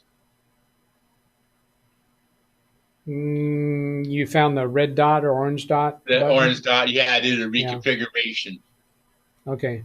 Table about lights on SS2F11. I'm assuming that's the model number for this device. Okay, device is a hardware issue. Solid orange, all these. Power internet. Okay, so we got it's a flashing green light on the power light, right? Tim? Right, flashing orange light on internet, and the power light is blinking white. Power light blinking white. So it's not Yes. green, it's not orange. None of these lights turn green. They're only, I mean, I'm talking about the front of it, but on the white, I mean, the yellow cord, the back of it, it's blinking. Let me show it to you.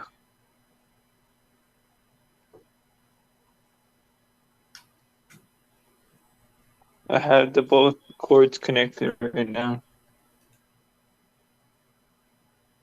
Oops. As YouTube, you're seeing a black screen right now. I'm fixing that.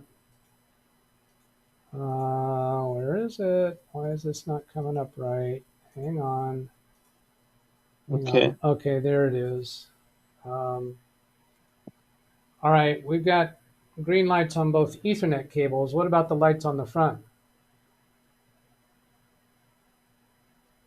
Blinking white and blinking amber. Power. It looks to me like the power light is blinking white and the internet light is blinking yellow. Is that right? Right. Yep. That's Okay. right there. You're right on that. White, Right on yellow, point. blinking. Was Okay. Tim trying to connect to the other computer now? I'll do with the team quick assist. Or not quick assist, but the one to the log me in. Okay, I'm looking at these lights. Flashing orange on the internet light, right? Isn't that what you said? Isn't that what we saw? Flashing orange on the internet light? Yes, that's what it said, yes. On the internet's blinking orange. And the power light is blinking white? I'm going back to look at it myself. Okay.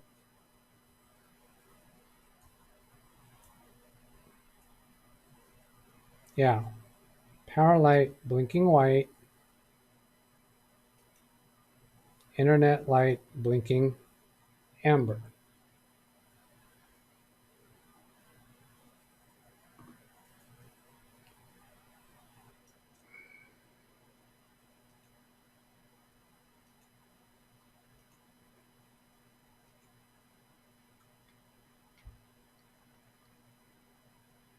Internet flashing orange, but that's with a green light on the power. We don't have anything in here for white power light. So I'm going to say that what we're seeing as white maybe is actually green. Check with Internet Service Provider network settings and ensure port UDP 500, UDP 4500, and 123 are open. It was working before without having to do those port configurations, but I see on my old laptop the public network is on public and no internet access, it says on my end. On my old Okay, laptop. let's get me connected to your other laptop. Okay, let me go on the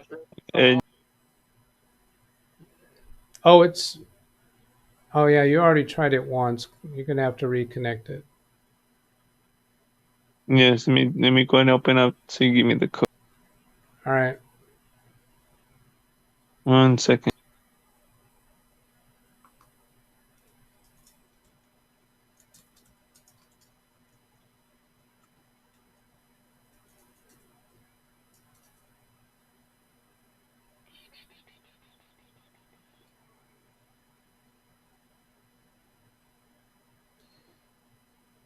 Connecting a laptop is a good idea. That would verify ICS is working. The internet connection sharing. Is there a desktop in the house? Okay, I remember what happened. That laptop went back to the factory for repair. Had a problem. That's how you got the new one. Connect the old laptop to the gray port. Connect the old laptop to the gray port on LAN. Yes. Breaking length records today. I have lots of Advil. If anyone needs one. Flash white power LED devices having issues. Flashing white power LED devices having issues connecting to the AT&T network. Yeah, that's what this looks like it's saying here with flashing orange. Device is unable to reach the network. So we're going to say that it's flashing white. It appears to be white, but it actually means green. I'm ready for the code now, done. Oh, all right. The code is 433186.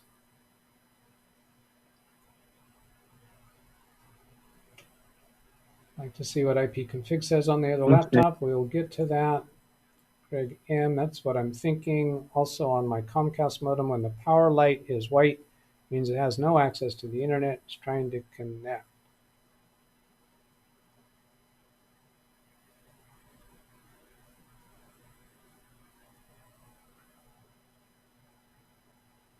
All right, so I got this named Tim's old laptop.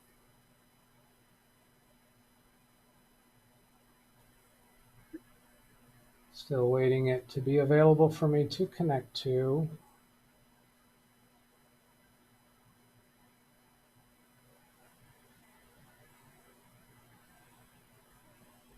Taking a while, it's waiting for it to load. Yeah, it is. It doesn't even start downloading yet. It's just loading.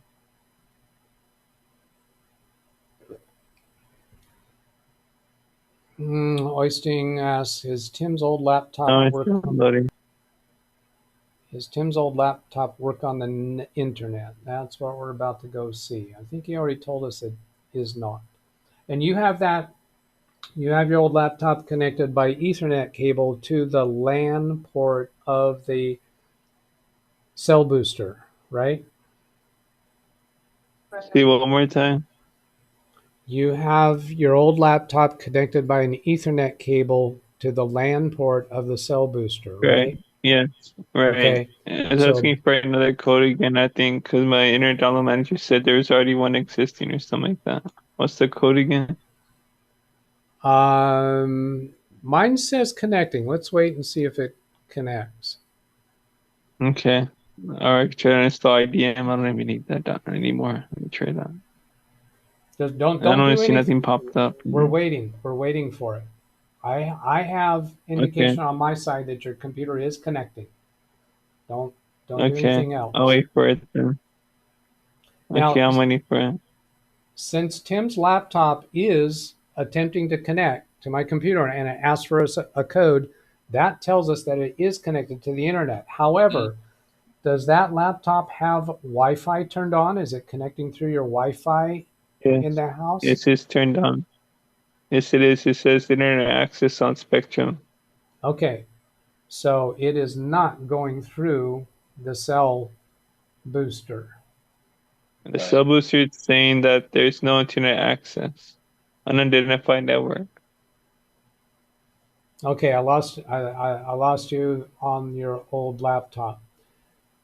It says on the old laptop, unidentified network and no internet access. I'm looking at it. I'm hovering over the Wi-Fi symbol. You're hovering over the Wi-Fi symbol on your old laptop and it says no internet access? Correct. Is that what you just said? It says internet port and it says unidentified network. Okay, but you went... Someone was calling me now that could barely hear you guys. Let me hop in, hop out. All right.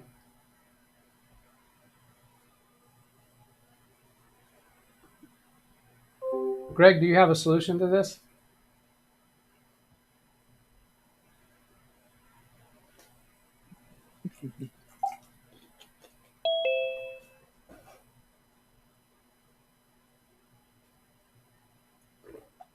Tim's coming back into Zoom.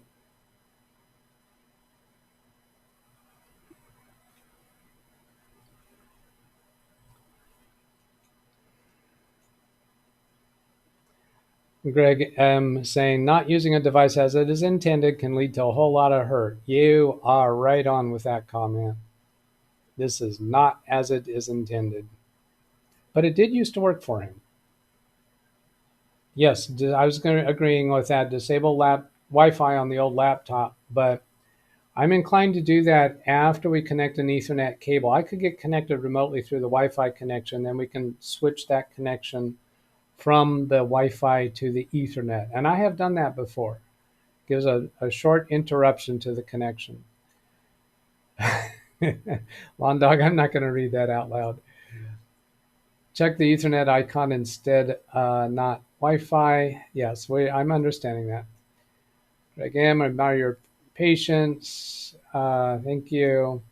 How many devices are on the connection from Alice? Let's see. Tim, are you back with us yet? Yeah, I'm back. I'm right here. I'm here, but it's asking for a code. You're waiting for a code? All right. Yeah. All right. I accidentally closed my Log Me and Rescue Technician console. So I got to get back in.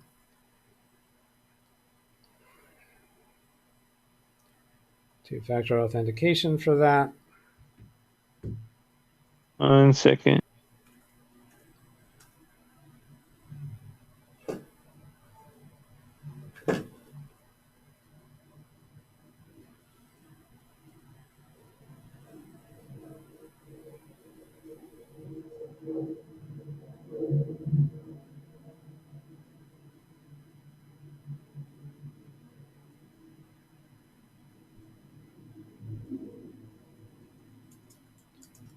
All right, so this is going to be for Tim's old laptop. This is not the laptop that was sent in for repair. This is another laptop that he has, apparently. Yep. Ken Stout, sadly, I must drive Miss Daisy to work. See you all later. See you, Ken. Great guy to Rick Lakes. Just got finished weed whacking. Hoisteen says goodbye to Ken. Well, Ken the Stout is leaving now. The expert is gone. Problem will never get fixed, according to Robert. Bye, Groot. Yes. Waiting for Tim to come back so he can get connected to his old laptop. All right. I'm getting it. I'm just, okay.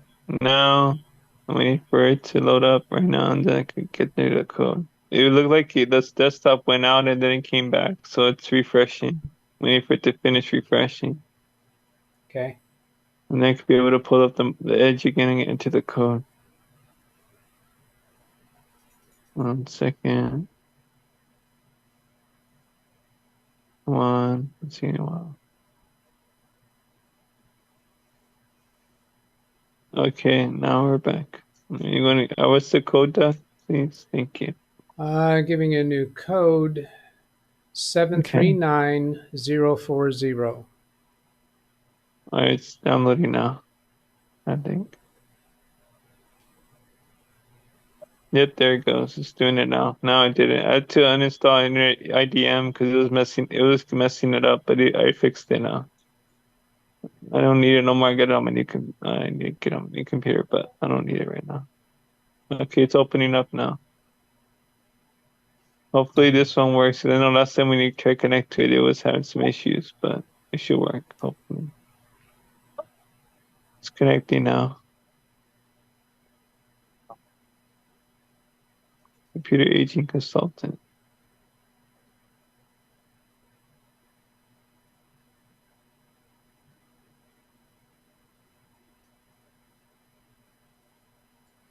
Good question, Greg M. Tim, the Wi-Fi router that's in the home now, is that the same router that was in place the last time this cell booster worked?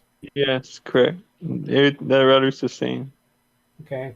The only thing that's different is it's a different laptop that you're using. It says waiting for a technician. Yes.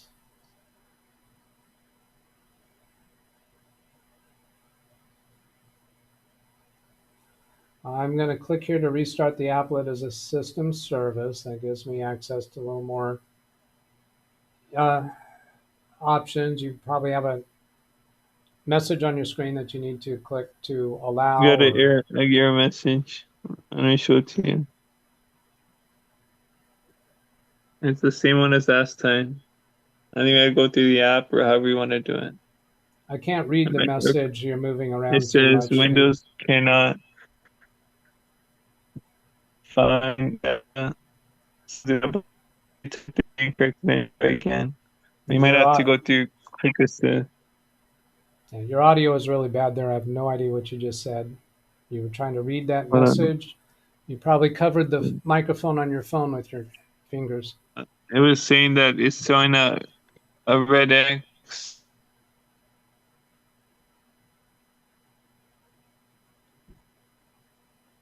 You're gone. You said showing a red X, and now you're frozen. I think he's gone. I wonder if Remember that error message that came last time when you tried to connect to his computer? The same one is happening again. Well, telling me it's the same one doesn't help me. I need you to read the message. It says Windows cannot find user Tim app data local log me and rescue. LMIR, so the big old numbers, and TMP rescue service exe. Make sure you type the name correctly, then try again. After I try, click OK. That sounds like you got a problem with your user profile on that computer. Is that? I could try to use quick assist. No. You said is that an old laptop that hasn't been turned on for a while? I mean, I turned it on a while back, but it's been a little while, yeah. Yeah, it might be needing to install some updates or maybe another restart. It sounds like there's something wrong. I know last time when you got it to work was through quick assist. You want to do that instead. Oh, all right. Yeah, let me close this out. That should solve our issue. For some reason, I know that's another issue I have with this computer. It doesn't let you connect to 123 rescue. It's just some issue I have. Yeah. I'm opening it up now. All right, so start quick assist on your side. I am. It's loading up right now. Waiting for it to load. Come on.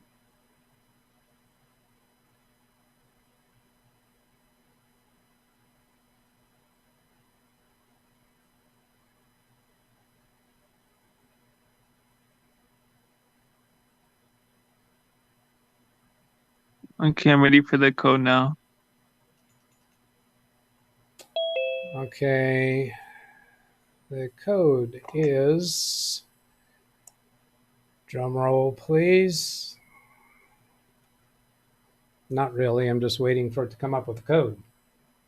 Oh boy. Gary Weisenberger, hello sir. Hey, Gary Weissenberger. Hello, sirs. How you doing? Everybody's fine. That's good, thank God.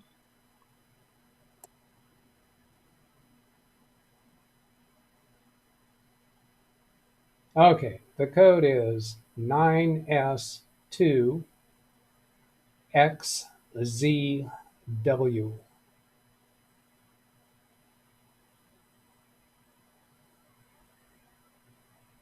It's connecting now.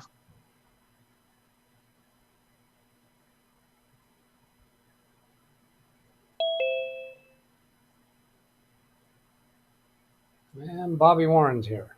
Hello, Bobby. Hello, Hello, Bobby. everyone.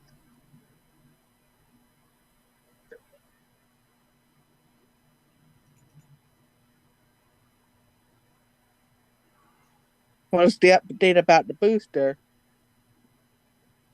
I'm going to step to the other room, turn my air conditioning on. It's getting hot. I bet it is. Time to turn it on. That's a great idea. What's the update about the booster, you guys? Still working on it. There we are. Still working on it. It's been a long stream, but we're getting there. We're almost done. Request access. Yeah. Let's see. Request control.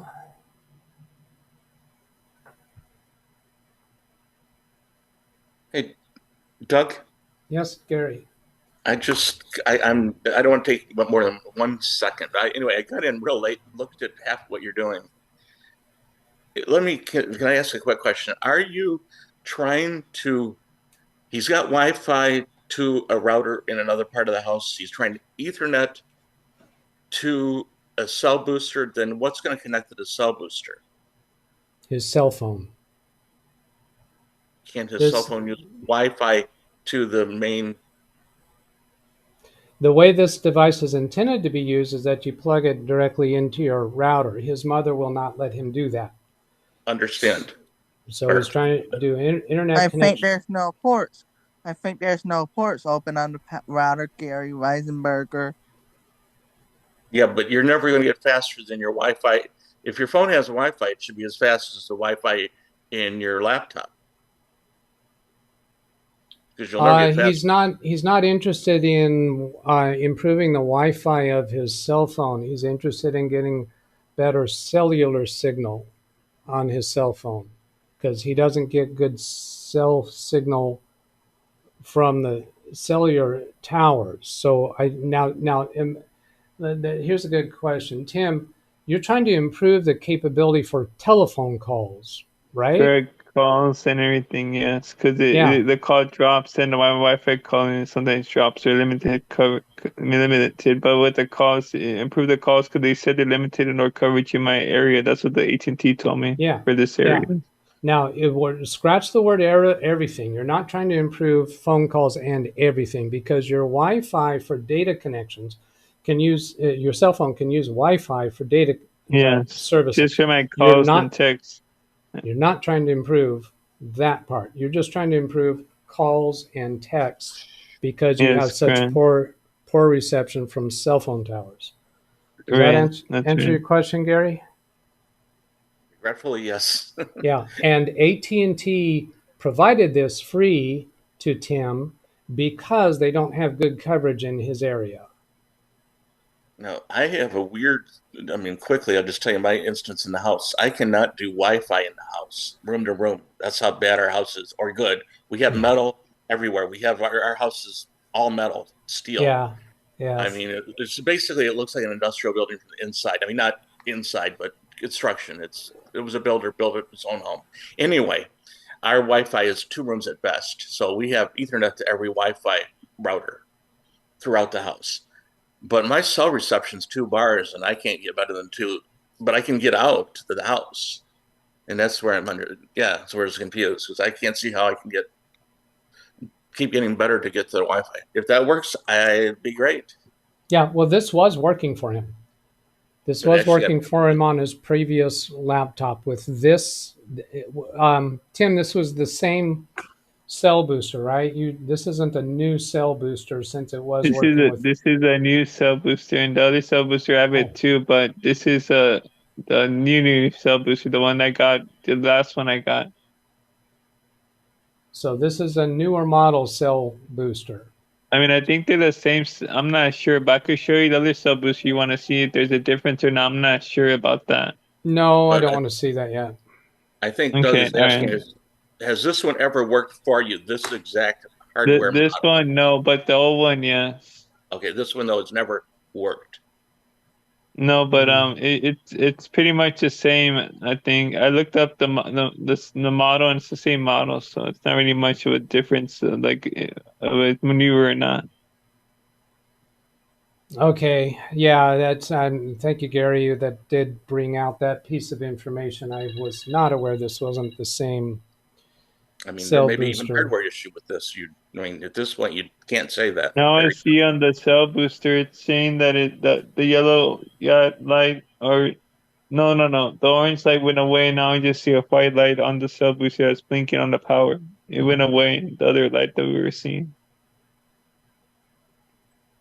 Okay, you're gonna have to repeat that for me. The I lights are said that the power light's blinking, and the other light's no longer on. It's just turned off, and it's just the power light blinking now. the other light was the internet light.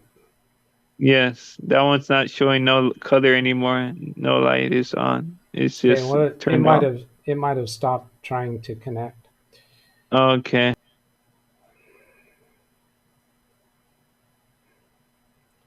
Arnold Albert asking, I think he's incorrect in his recollection. So Tim, I'm asking you to confirm this. He says at the beginning of the first stream, the booster had a solid power light and other lights.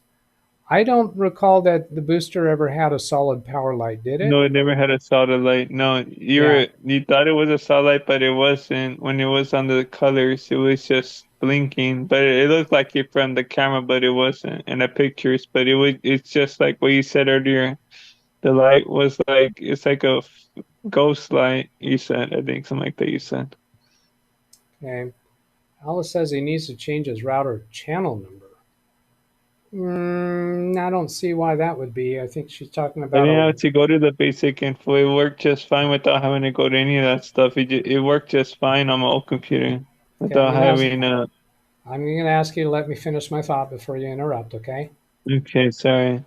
All right, Alice. He needs to change his router channel number. Channel number. The only thing that's valid there would be a channel for Wi-Fi, but his laptop is working fine with Wi-Fi for the router. So no, I don't think that's the case. Unless if you got something else to say there, then clarify what you mean. Or reset the router by pressing the button at the back with a pin and leaving it for 20 seconds and go. No, the router, their Wi-Fi router is working just fine in the house. There are houses built before 1975 in the desert empire that use chicken wire in the walls, creates a Faraday cage, yada, yada. So this cell booster was never in use on his old laptop. Correct. This is a different cell booster, and I did not realize that. The house not only in, let's see, that was Lawn Dog talking about continuing the house, not only entering the house, but transmission within the house because of the chicken wire. Martin Hogg, hi all. Doug, has he definitely got all the Windows updates on this different PC, meaning the older PC? Well, I don't know about that, but let's go start working with it because we got connected to the older PC. I think the reason why Martin was asking that is because I was not able to connect through LogMe and Rescue, but I'm not interested in pursuing that piece of it right now. I got to check and see what my client is asking.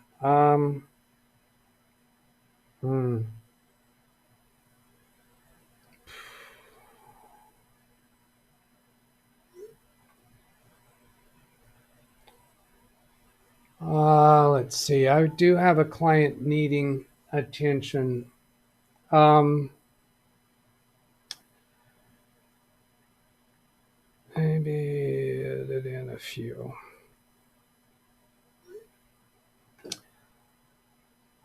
We're way over time here, Tim, and I'm thinking of doing a little bit of research on this and deferring this to a later time because I've got a client with an issue that I need to attend to.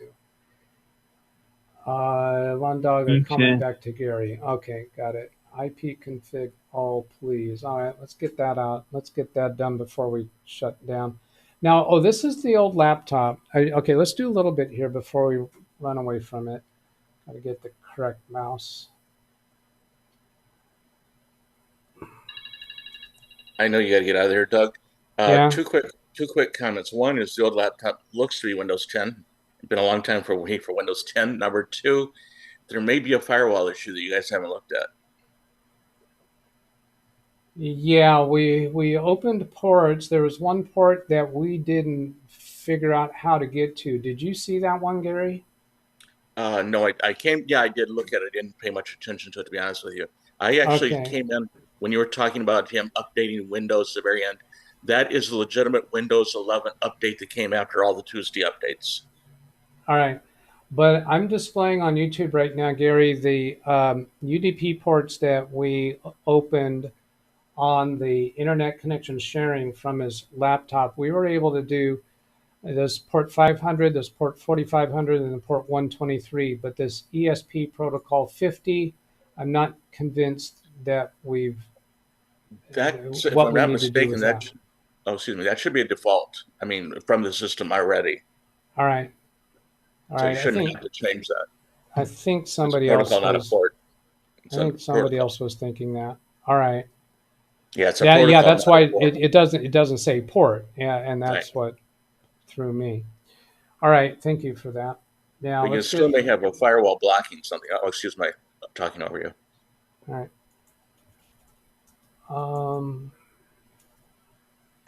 Config all. Let's see, I need to make this bigger.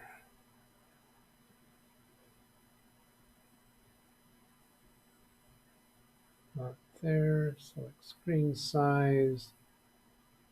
This is Quick Assist, and I'm not familiar with it very much. There should be some place to make it take full screen.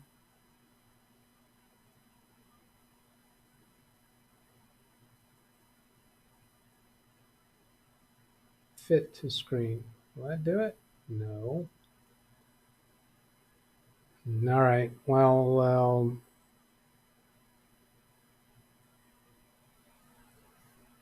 we'll go with that for now. Let's make that font bigger. That is on properties. Font.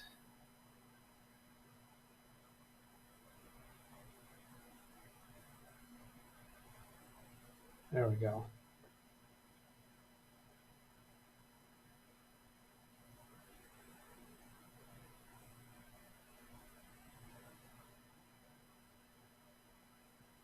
ipconfig all.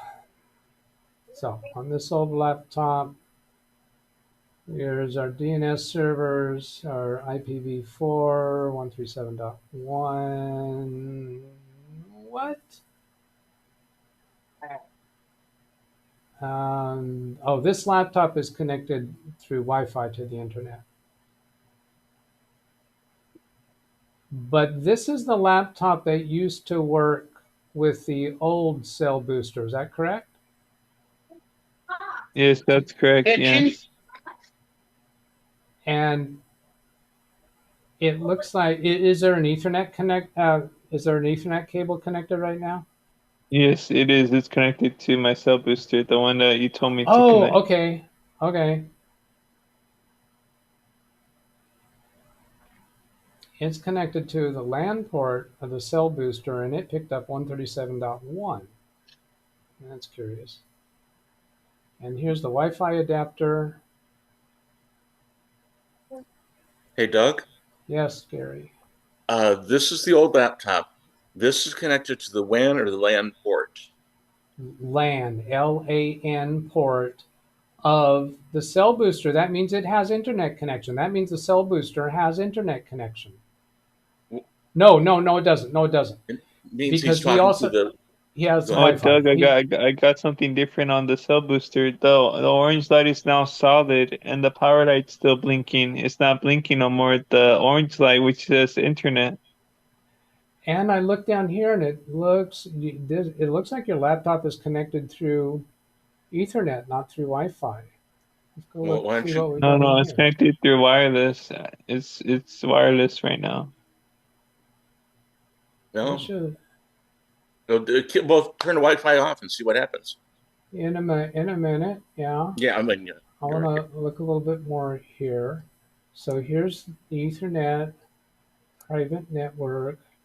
It has an IP address 10.101.50. So that's the address that it has picked up from the cell booster, which makes sense that it's a different subnet.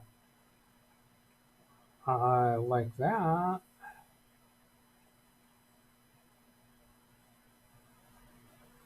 Okay. But I think I'm connected to it because of the Wi-Fi connection. So we would have to turn off the Wi-Fi connection. And I'm wanting to see, let's go back to Windows key R. Oh,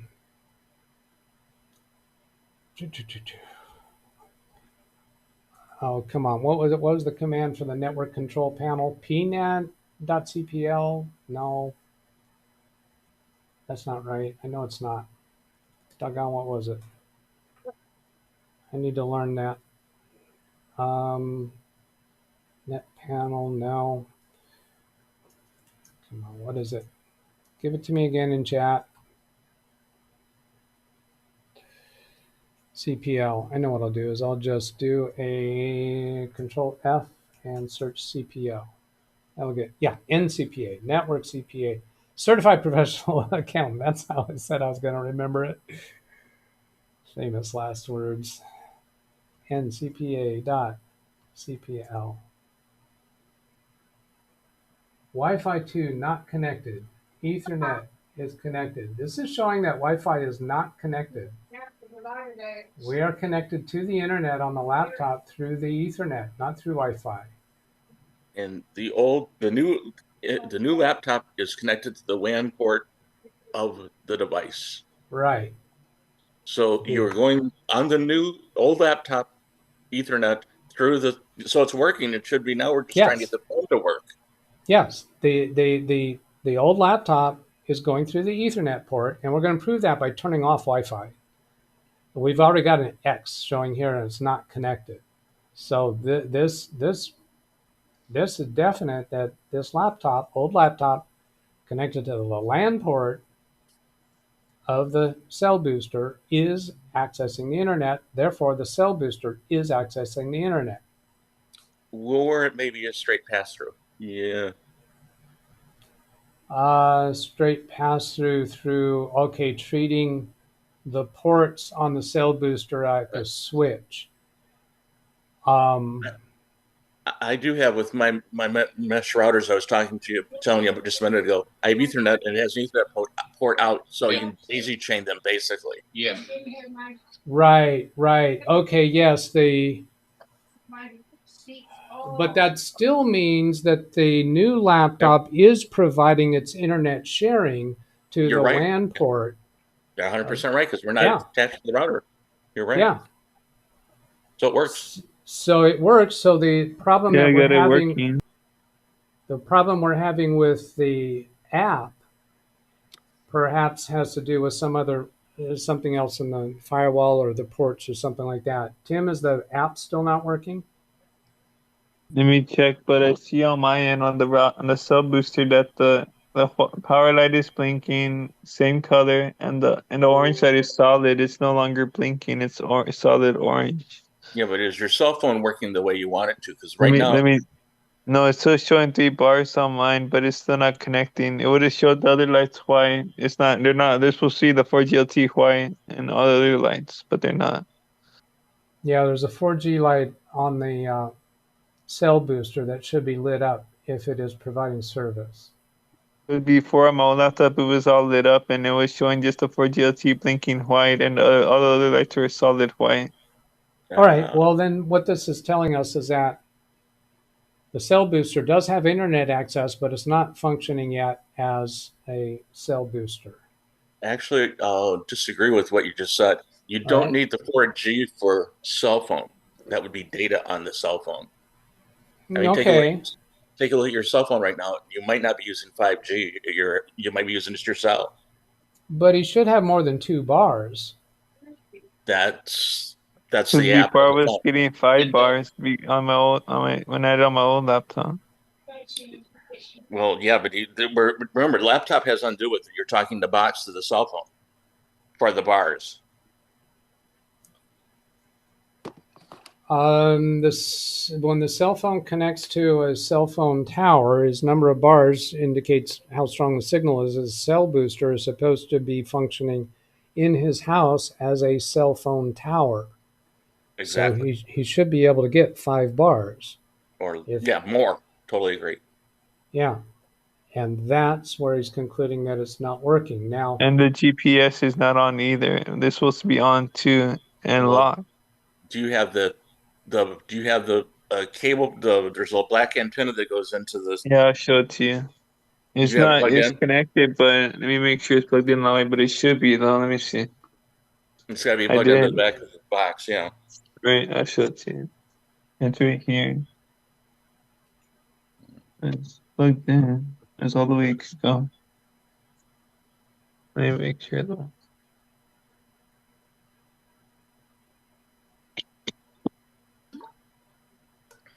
It's not. It's not. okay, we're seeing you right now, not the booster.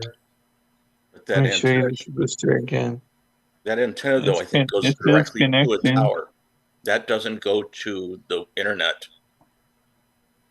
Is that And it's outside my window.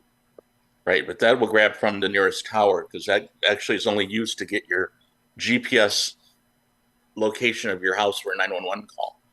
That's not used for anything but the 911 call in America. All right. Well, then you are contradicting my understanding of what this cell booster does. Well, no, I mean, I'm talking just the GPS portion. Okay, but I'm displaying on the YouTube stream AT&T Cell Booster and AT&T Cell Booster Pro broadband connectivity configuration requirements. Let's see, I got this client back at me again. I think I'm gonna have to drop this for now.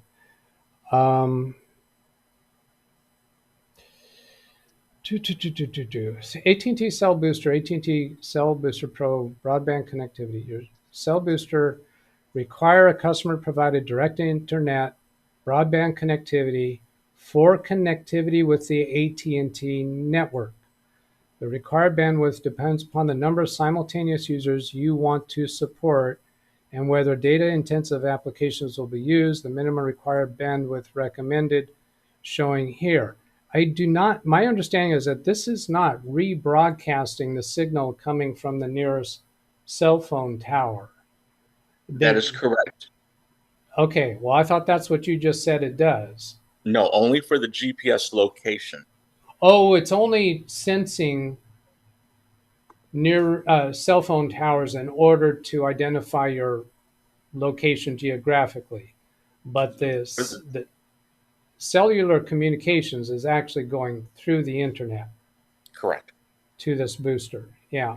And using the word booster is a little bit misleading because they're not boosting a signal. They're doing an original, they're functioning as a cell phone tower with a wired connectivity through the internet.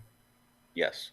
Yeah, because in America, well, you know this, you're in America, we have that GPS. You got to be able to identify like DSL out in the boonies in case there's a 911 call where you're at. That's what the GPS, there's a little black antenna that comes on it. I looked it up while you guys were talking. That's all that's about. That, I mean, it's kind of optional because the house already has it and his phone has it. And that's all the GPS is for. It has nothing to do with the actual communications as far as your internet. All right. Or data.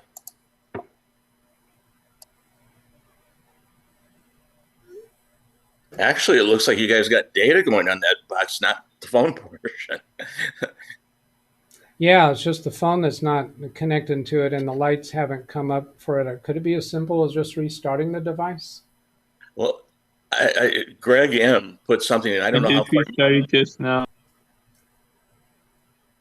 And you yeah, should have dropped. Tim, you interrupted what Gary was saying, so I didn't understand either of you. Okay, let me finish first. Yeah. Greg M said, and I think he's correct, it has to go through a complete activation. I don't know if you guys did this with the new unit.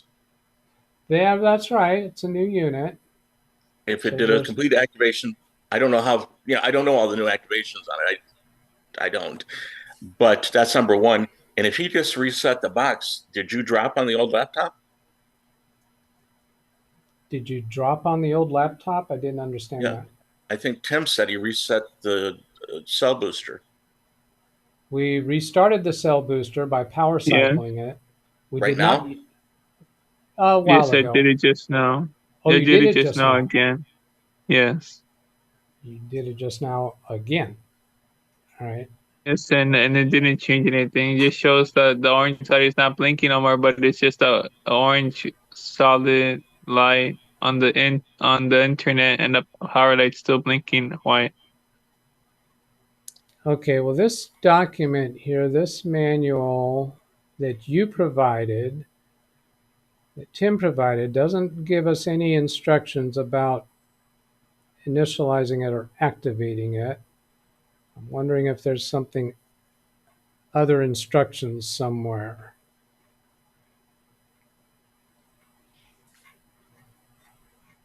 But I'm a bit distracted with my client issue right now. They pay you. Yeah. Client. Yeah, they do. I mean, work's calling. Well, work is not calling, but it's calling. I'm off this in a heartbeat. Well, actually, today I'm not, but that's another discussion. Today is a holiday. Let me. You know what, Tim? I think I'm gonna have to defer this. I'll do a little bit of research on this too, and check out some other videos on it. Problematic houses, messed up PC, some buffering stuff going here. Stream go bye-bye. Oh, I got into the old chat. Doggone it. You like that old chat, don't you? Oh boy. Let's see, what is it here? Kind of scanning through this, and then we're going to let go of this for now. Protocol 50, not a port. Okay, got it. Understood on that. Interface static. Ethernet interface to DHCP on the. Well, the old laptop connected through the Ethernet port is functional. Nope, it goes through the Wi-Fi. Bridge, double click Ethernet, see details. Register the cell phone booster via the app, but the app is failing to connect to the cell booster. And what about you tried? I got an idea. You could try net sh nit IP reset logs. That might help, right? I don't on the feel command. No. That's just going to change settings on the computer. Somebody's Okay. got extra background noise going on in Zoom.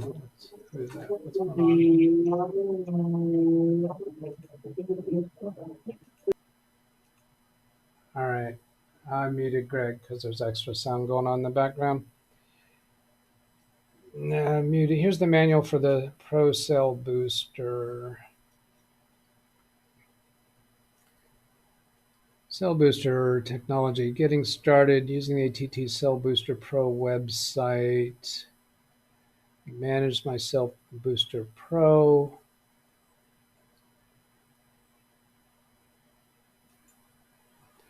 I'm just looking a little bit through this.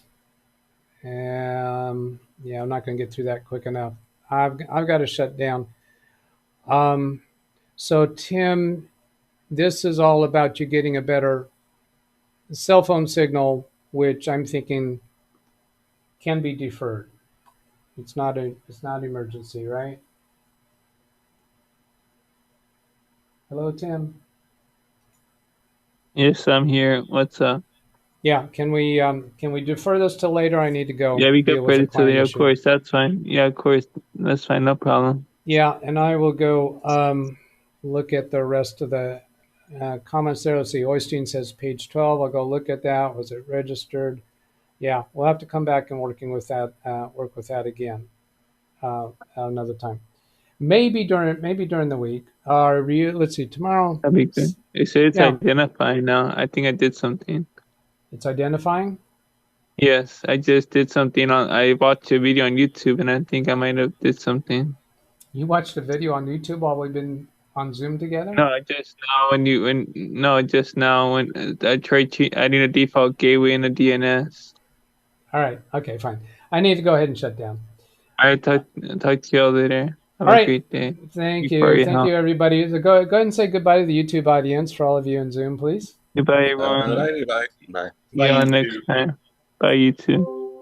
Thank you for playing the in-home version of Live Windows Training.